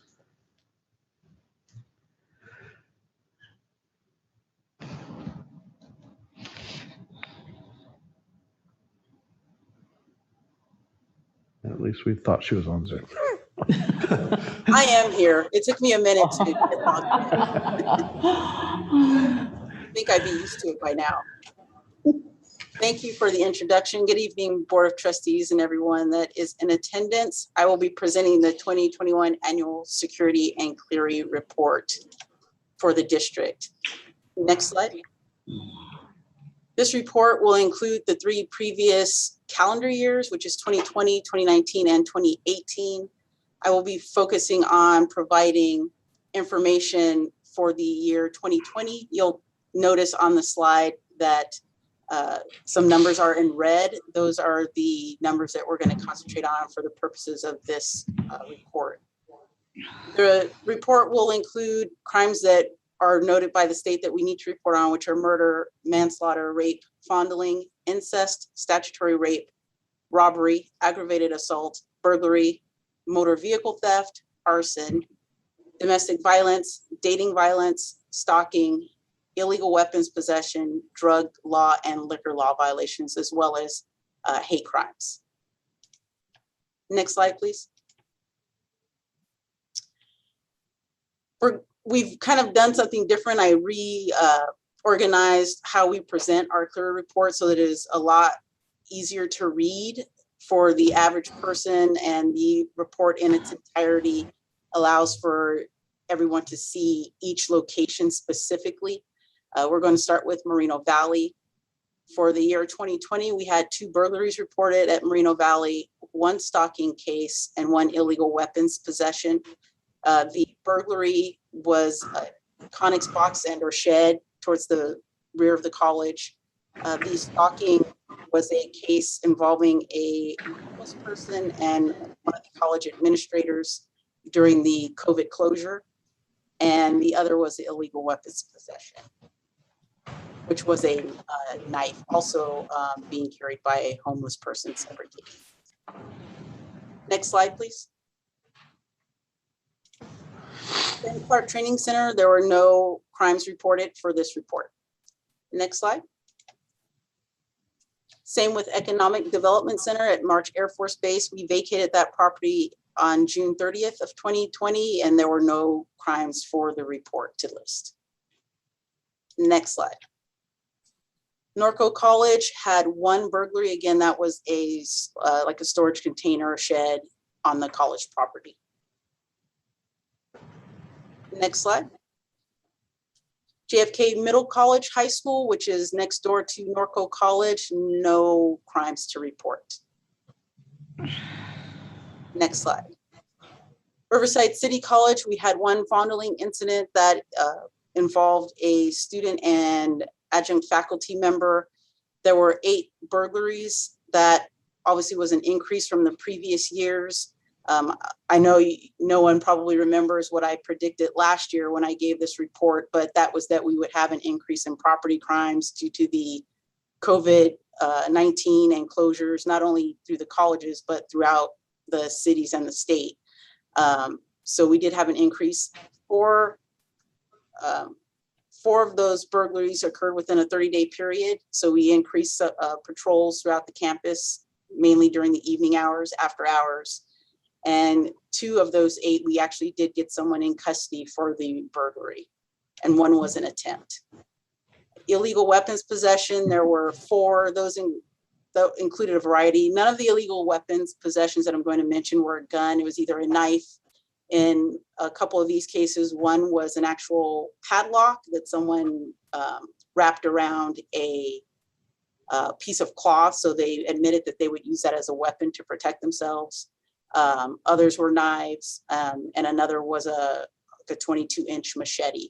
Again, all of the people that were contacted with these items, whether it was an illegal weapon on district property or drug violation or liquor law violation, were homeless persons on the property.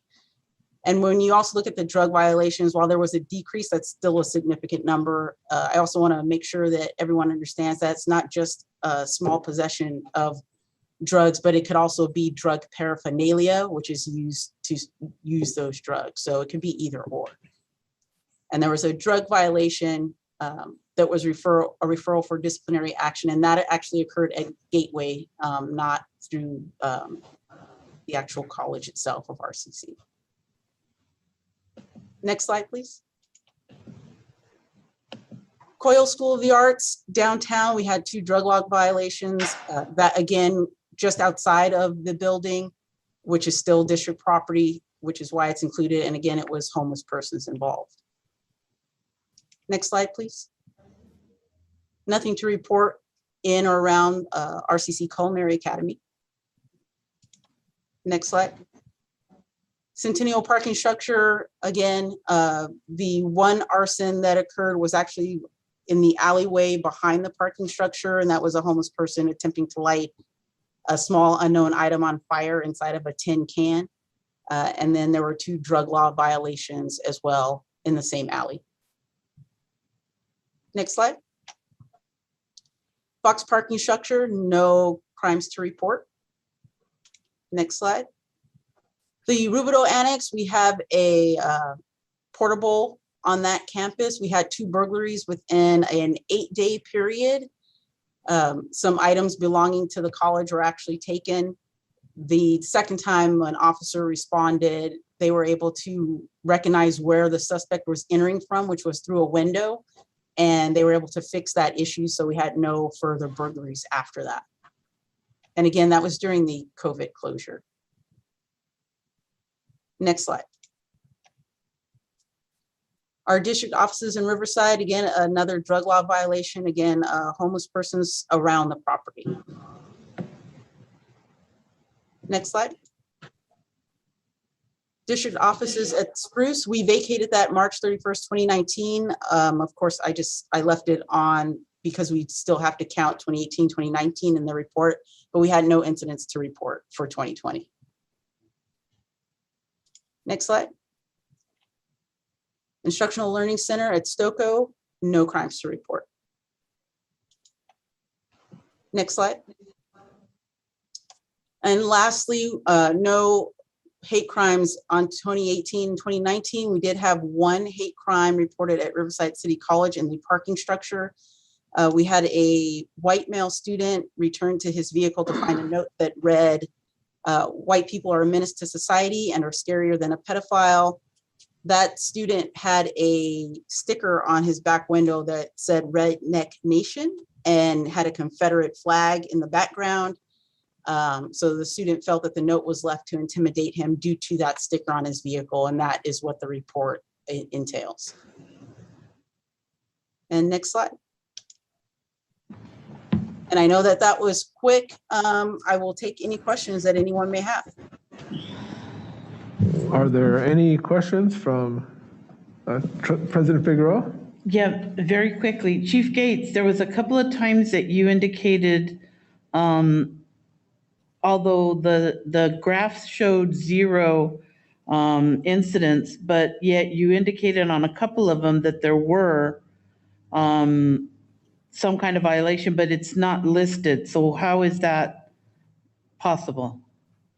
Can you give me an example of which slide you're? I know, and I knew you were going to say that to me. Well, I know one of them was the district offices, but you did make a comment, even on RCC Culinary Academy, it says nothing. Yeah, I know. I knew I was going to end up making a comment on something and I didn't write it down. I think, I know, and correct me if I'm wrong. In the past, we would do stats based on that entire complex as a whole versus separating it out for what it is. The district offices is one location, culinary arts, because they hold classes there, is another location. COIL is yet another, and the parking structures. So it's been separated out that way for this last year, 2020, and will be from this point forward, to give it a lot more clarity when people read the statistics and they know exactly where the issue is occurring versus at Cato, which is the entire complex. And I appreciate that because I think you're right, that provides a lot more clarity. If they're in the parking structure, that's one thing, but if they're at the district offices, that's another. So, and again, my apologies. I was going to stop you in the middle when you were speaking and I didn't want to make the interruption, but let me ask a different question then. Yes. So I know that there's a certain, for the downtown structure that we're at right now, there's a certain number of feet away from this particular facility that is included within the Cleary report. So in other words, if something happened at White Park, there's a possibility that that would have to be listed within the Cleary report. Right. Is that the understanding still at this point? Yes, so now it's my administrative supervisor, but when our new records clerk comes on board, hopefully at the end of this month, what we're doing is we send out notices to the city police department. So Riverside City, Moreno Valley Sheriff's Department, Norco Sheriff's Department, and we ask for data also surrounding the perimeter of the colleges and the district offices, and that's included in the report if there's anything to report. Okay, thank you very much. You're welcome. And thank you for the report. I always enjoyed this one. You're welcome. That's it. All right, any other questions from trustees or committee members? All right, I think that concludes this report, so we will move on. Thank you, Chief Gates. Thank you, Trustee McCullough.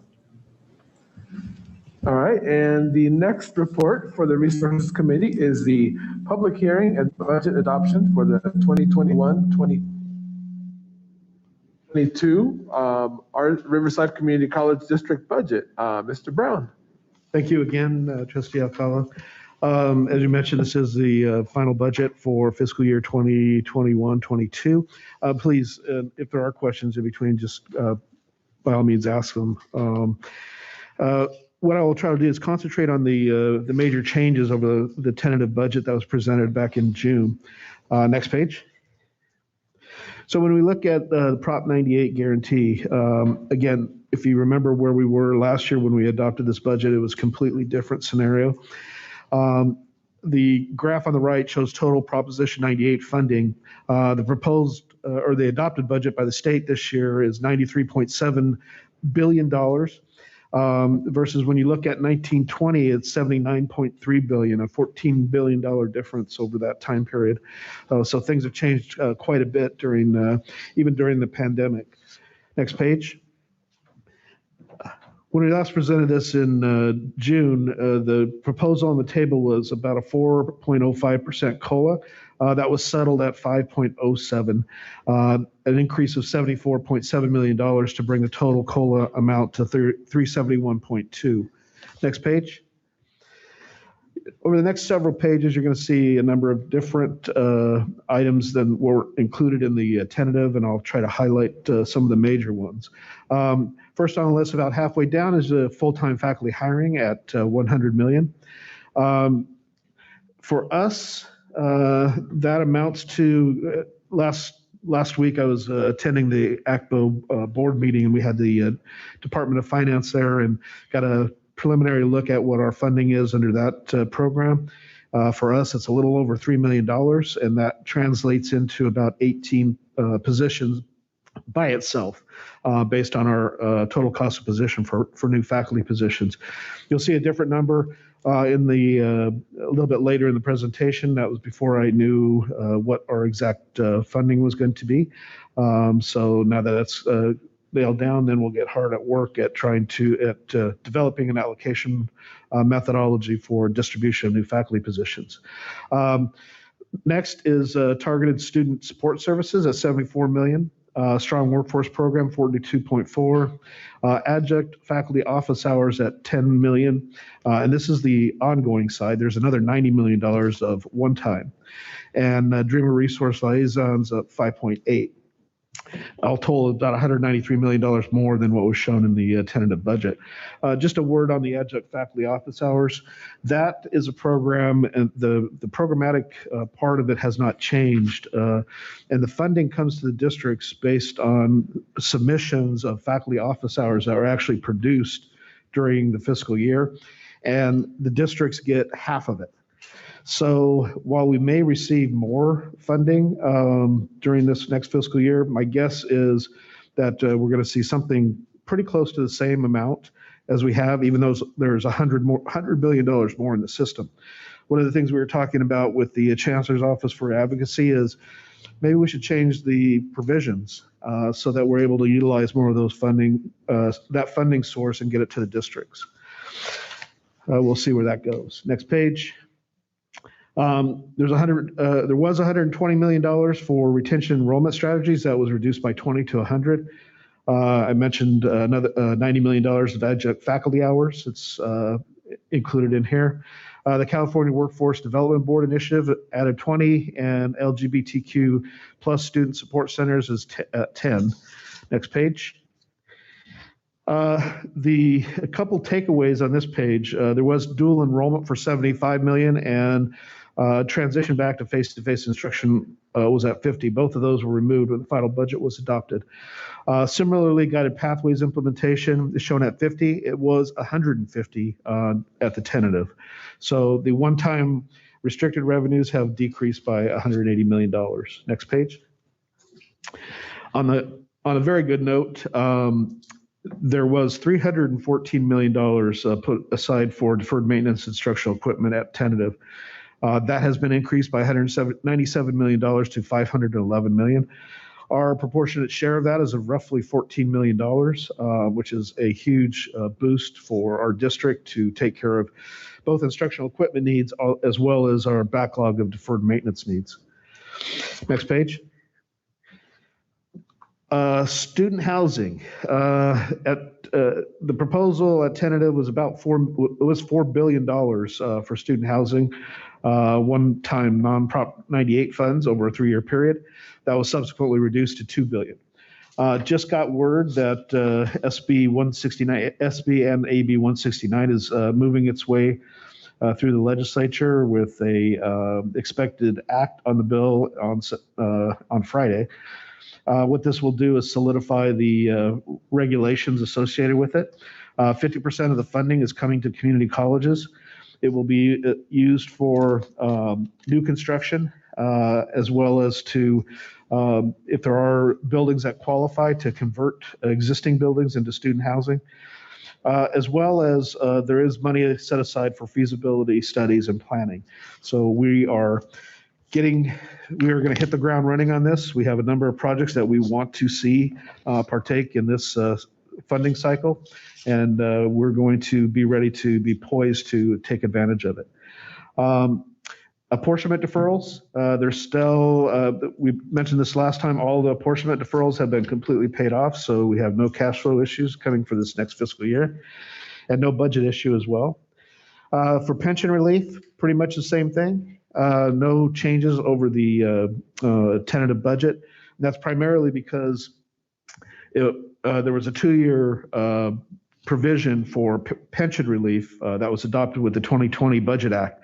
What I'm hearing at the state level is that they're going to be taking this up again in anticipation of this 2-year provision going away.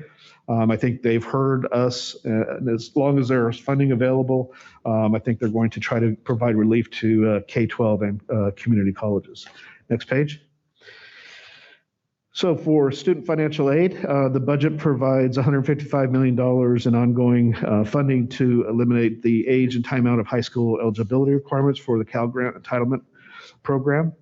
And also there's a $15 million of ongoing money included to create the Foster Youth Cal Grant Access Award. Next page. Wanted to provide some information on how much funding, pandemic funding relief the district has received over the last 2 fiscal years. Broken this down by FEMA, HERF 1, HERF 2, and various state programs that provided relief during the pandemic, as well as emergency aid to students.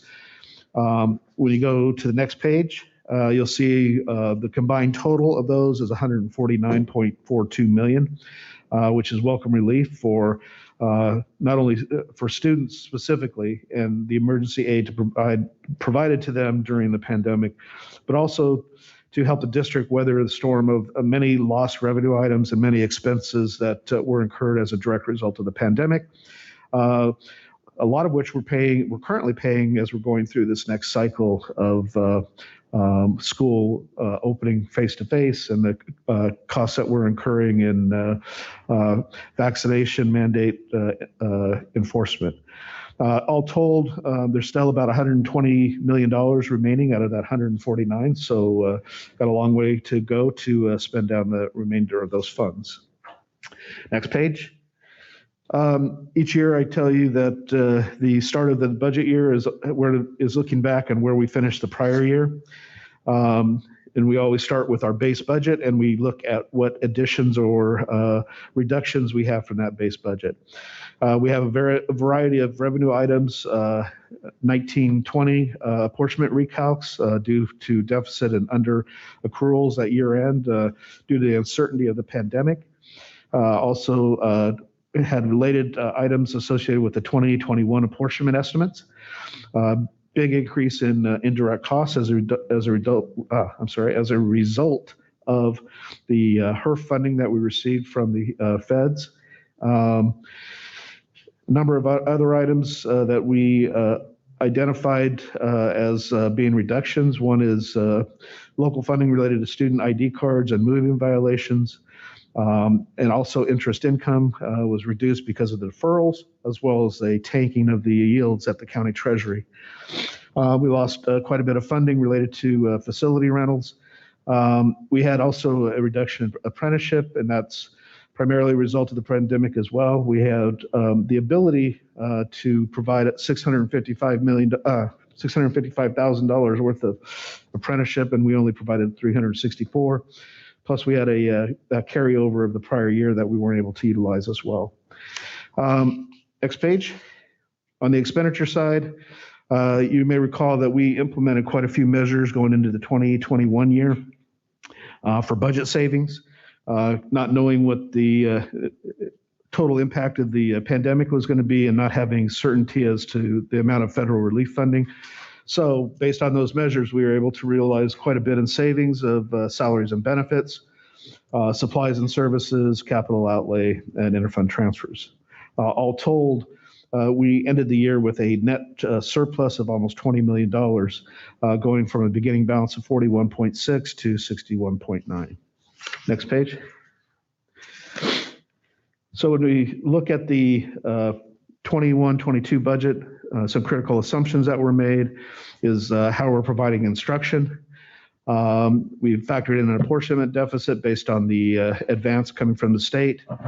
What did we estimate our enrollment targets to be, which we've kept them steady over the last several years.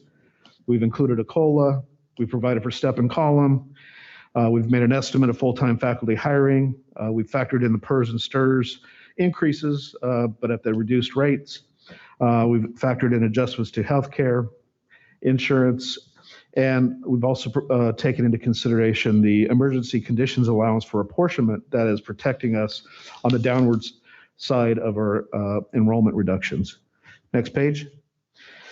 We have also, this is just a reflection of our history of FTS versus state funding from 2009 to 2010. If you notice the projected and the for 2021 and 21-22 is the same. That is based on our target versus our estimated state funding that's going to be realized. Next page. The next 3 pages are the calculation of our apportionment under the student-centered funding formula. The first page identifies our basic allocation plus our FTS numbers, including the emergency apportionments, emergency conditions allowance for apportionment, our supplemental activity, and then the next page identifies the success metrics for our district over a 3-year period of time.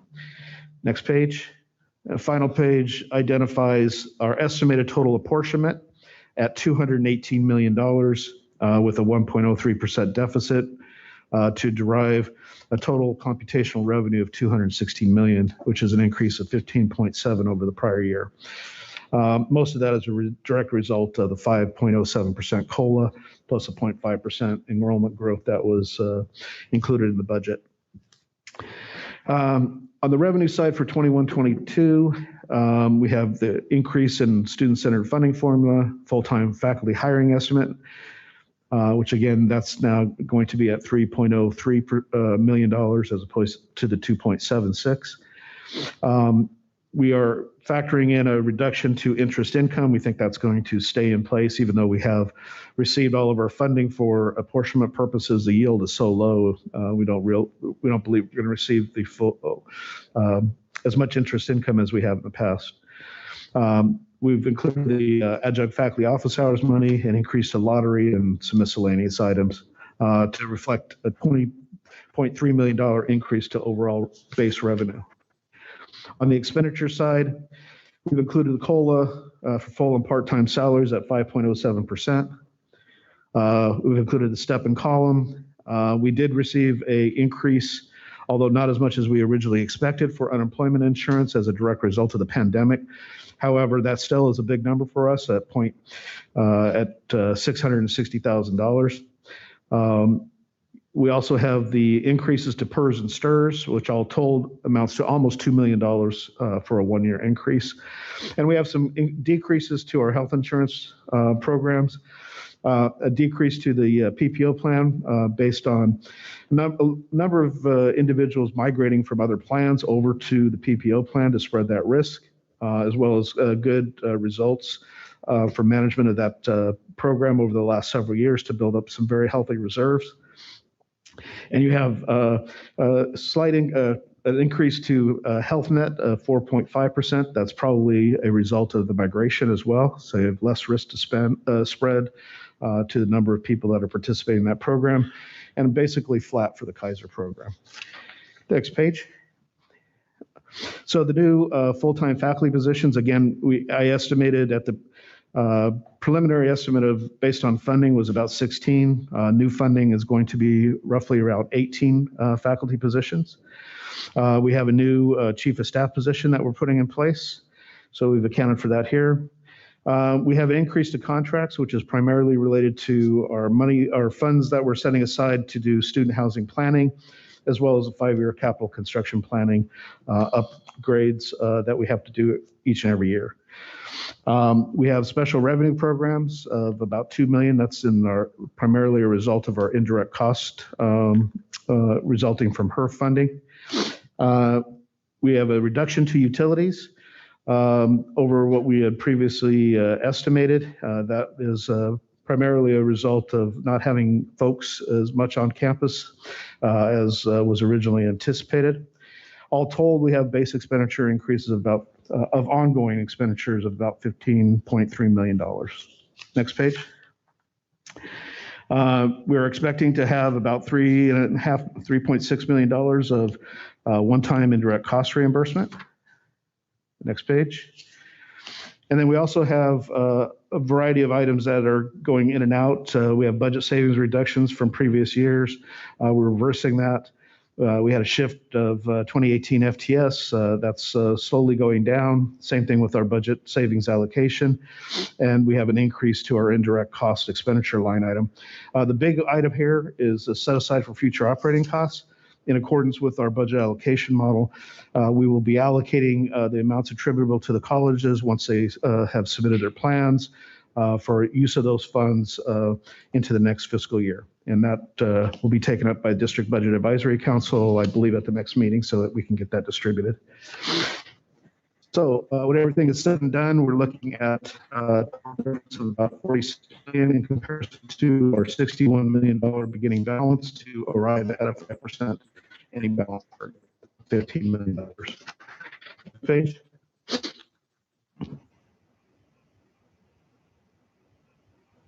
Come to $241 million. Page. Total expenditures in the general fund one time was $287 million. Just to note that once you strip out the one-time, except for the district side, if you look at the academic salaries, classified salary, and employee benefits, it's $114 million in comparison to about $258 million ongoing revenues. I'm sorry, ongoing expenditures, which results in about 83%. It would represent about 83% of the total expenditure budget. Rest of the items are looking ahead items. You can look at them at your leisure. But that really concludes my report, and I'd be willing to take any questions you may have. All right, trustees. All right, I see Trustee Hedrick and then Trustee Harris. Yes, Mr. Brown, we're obviously in good shape because of the emergency funding allocation. Correct. Of course, if our enrollment is 73% right now, I know we're hoping that with the late start, perhaps we'll hit 80%, maybe 85%, who knows. And that's clearly a statewide problem.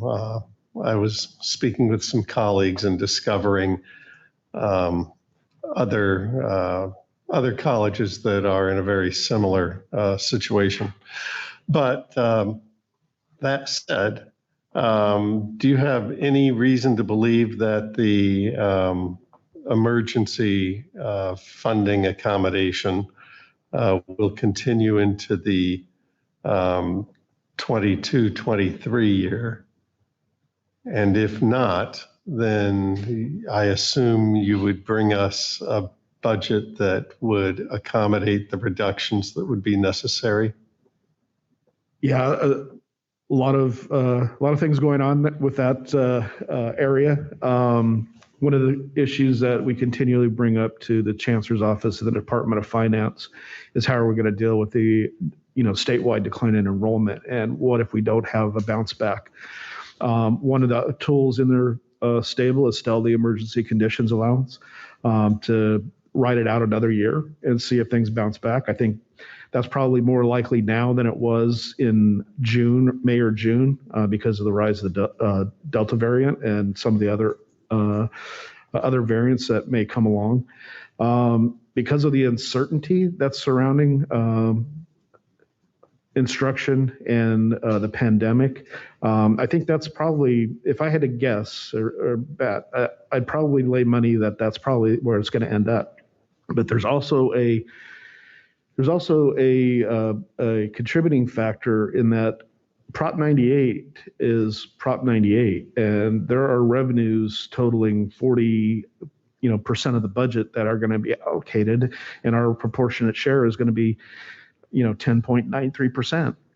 And even though we may have a reduction in enrollment, they're still going to have to allocate that funding out. Now, the legislature could choose to move it and to put it into other places. What my guess is that you're going to probably see a plethora of one-time funding. Again, they're going to pigeonhole these amounts because of the drop in enrollment, which doesn't necessarily benefit us. And then we will be having to look at our budgets very carefully to determine, what action we need to take. Fortunately, we're positioned well with a very large fund balance moving into this next fiscal year. So, we need to be prudent because there is so much uncertainty surrounding the pandemic-related issues. But my crystal ball right now is I believe we're probably going to get enough. The conditions are such that I don't see them changing and moving away from providing us the protection that the emergency conditions allowance provides us. All right. Thank you. I saw student trustee Harris. Yeah, so to answer one of Trustee Hedrick's remarks, this is official number from State Chancellor's office that I received from the SSCCC. Statewide, this time fall last year, community college enrollment across California is now down 30% for the entire state. So we're not alone in our enrollment struggles, right? But for the slide that says apprenticeship, I'm having troubles reading that number. So it says apprenticeship in parentheses 0.32.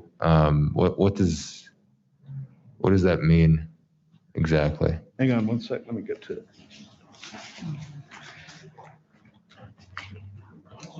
This is on page 15.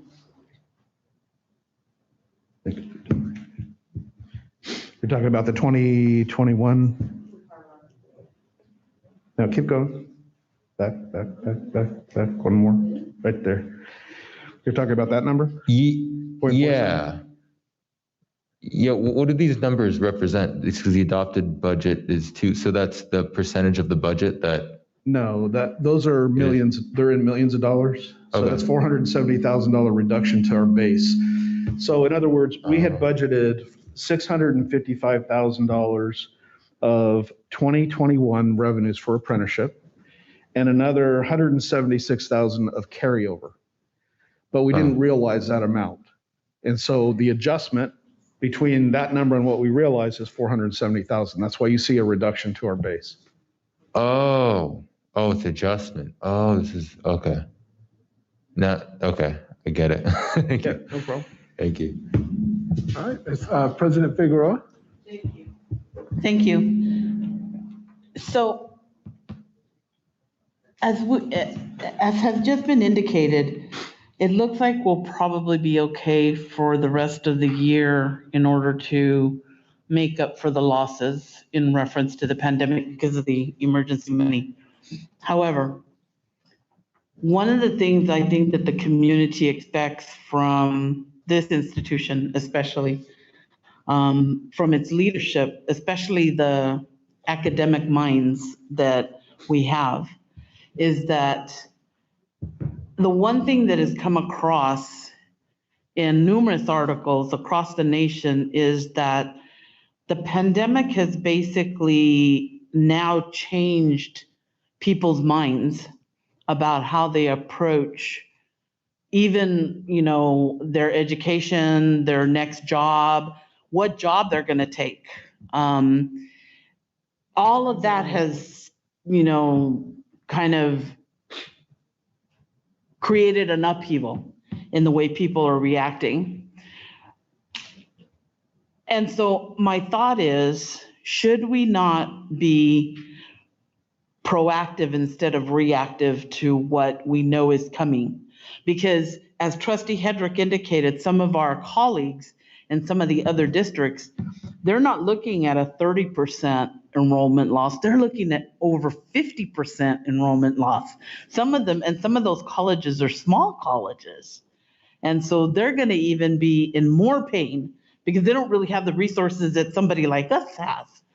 So shouldn't we, Dr. Isak, at some point maybe be innovative and, I hate to say the word committee, but form another committee in order to take on the challenge of taking a look at how the population mentality has changed on how they're responding to coming out of the pandemic, because it's affecting us. It's clear it's affecting us because our enrollment numbers show it. But then I think also the workforce development that's out there also shows it, because a lot of them, like they've indicated, we have a whole lot of jobs that are available, but yet the individuals aren't coming to those jobs. They're not applying. They're not wanting to work there. Their whole mindset has changed, having been off during this last year and a half during this pandemic. So shouldn't we be one of the leaders in developing an evaluation, a think tank type of aspect of what is this going to look like, not just in the next year because we're covered, but what's it going to look like down the line, and how are we going to be able to respond to it?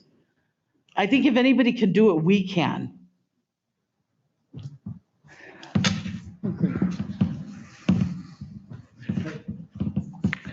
I think that we look at many analyses. Many people are throwing all kinds of ideas. Enrollment in the four-year universities is not affected. Yeah. It's actually increasing. Enrollment in community colleges vary from place to place. Just next door in Mount San Jacinto, they are above their target. They don't offer anything different than we do, but perhaps some of our students may have gone there. And I think that the nature of work is changing. We still have lots and lots of jobs where they don't have the right trained people for those jobs. We still have mismatch between, the jobs and the people.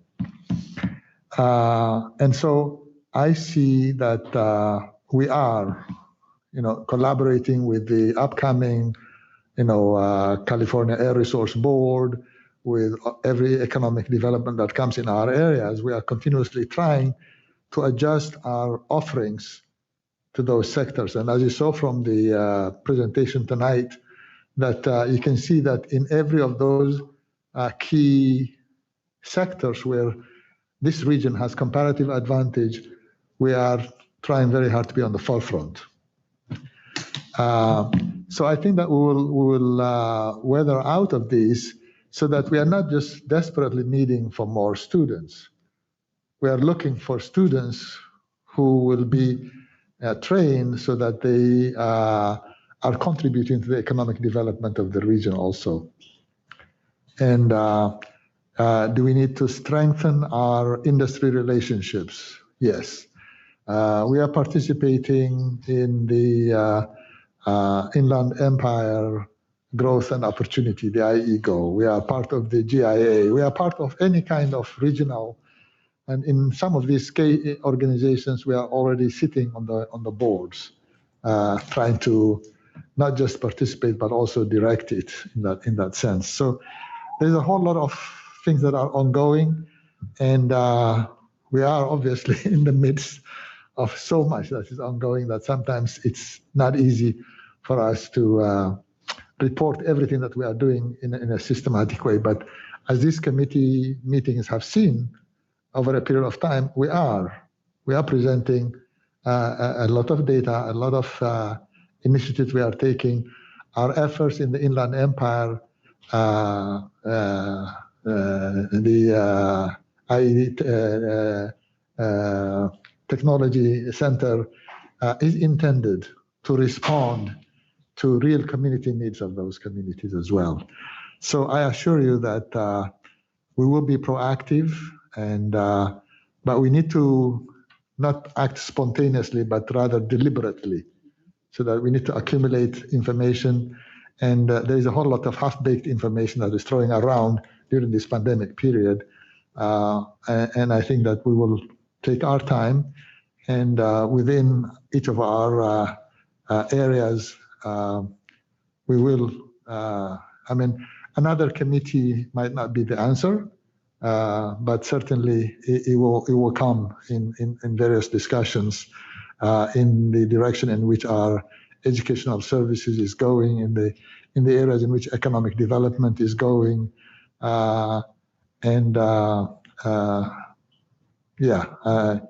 give us a little time, and there'll be another presentation in this same room with what directions and how we'll emerge from the 2021 going to 2022 with initiatives that we should be taking. So how long did it take us from 2008, Vice Chancellor Brown, during that recession time for us to, because we lost a lot of enrollment back then. How long, do you remember how long it took us in order for us to gain? Because we never gained all of it back. Yeah. But we did end up coming out of it, but it took how long for us to It took do about that? 5 or 6 years before Yeah. we finally were back to where we were before that Great Recession hit. Yeah, that's what I remember. All right, Trustee Vicar? Thank you. Just a quick comment. I think for challenges and opportunities, I think like many institutions, educational, public, private sectors combined, we've all lost a lot of staff. And I'm just wondering, what are we doing to be able to address the loss of staff that we've had as we come back and we're ready to revamp and bring up our colleges, right? Bring everybody back in person and those challenges that will come with that. And is there any need for additional training resources to support our staff so that they can step into some of those new roles or new opportunities that might be out there? So just a comment, just to kind of make out there something to think about.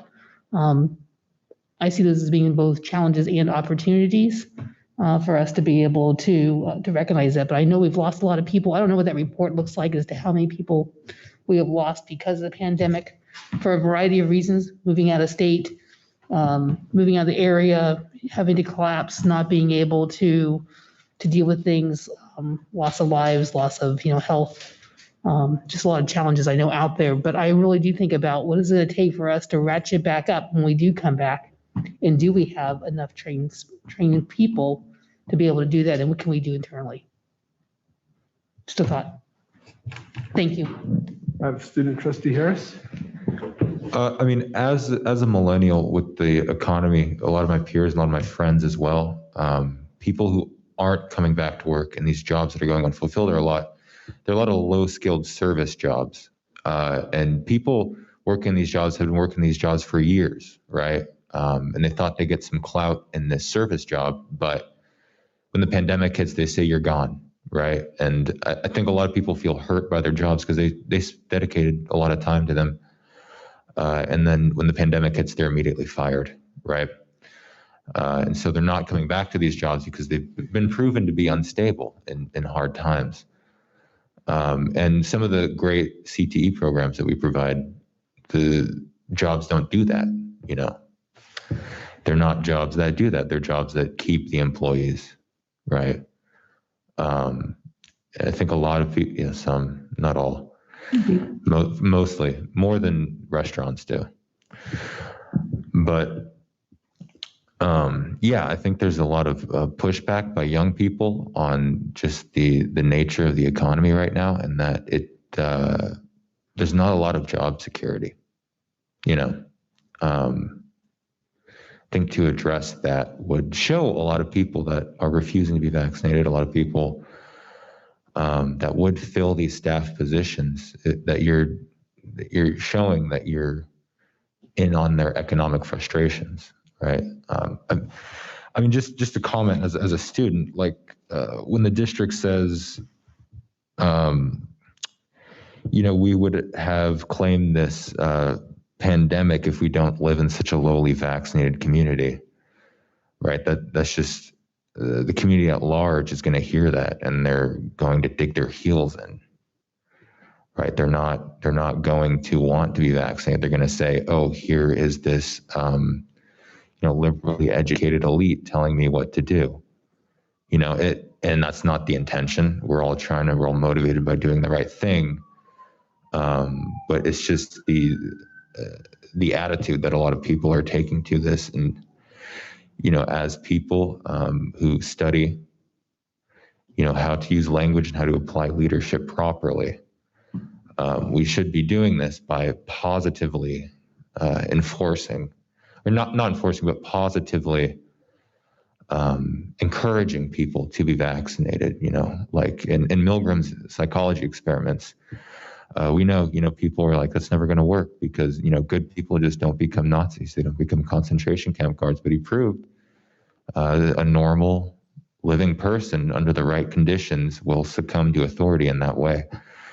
But one thing that Milgram also showed was that the more pressure that the authority put on the person to give the shock, the less they wanted to do it. The person wanted to give the shock more if they were convinced that what they were doing was for a greater good, right? And that's just that's what I have to say.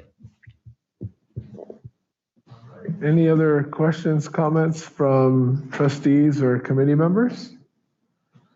All right, and then if I'm reading this correctly, we will have the budget hearing at our next meeting. That's correct. Cool. All right, and with that, Madam President, that concludes our report. All right, thank you, Trustee Alcala. And there is no other business, and we do not have a closed session. So before we adjourn, let me make one statement here. As many of you probably already have been notified, and if you have not, for those of you that do not know, over the weekend, we lost our, I call him the Moreno Valley Advocate, and that was Dr. Dick Twork.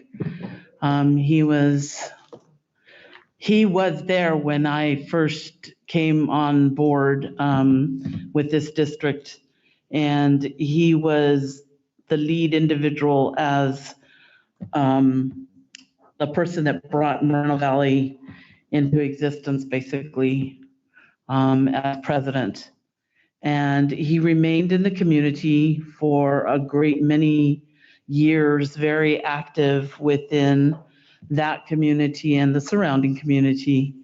Years later, his beloved wife of, I forgot how many years, passed away. And I really didn't think that he was going to survive that loss, because a lot of people, when they're a couple, it's like they don't survive it, but he did. And he continued to advocate in the community, and he always, I got numerous emails from him over the years when he was still concerned about Moreno Valley College, and he wanted to bring to my attention this issue or that issue that he thought maybe we were not aware of. Just because he had retired did not mean that he let go of the advocacy part for Moreno Valley College. That was his college, and I think it will always remain his college. But Dick Twork did pass. And I think that we want to basically, well, you know what, because I'd like to adjourn the meeting in his name, in memory of him. But in case there's anybody else, because I know that especially Trustee Vakar, she worked well with him because that was her represented area. So if anybody wants to make any other comments in reference to him, by all means.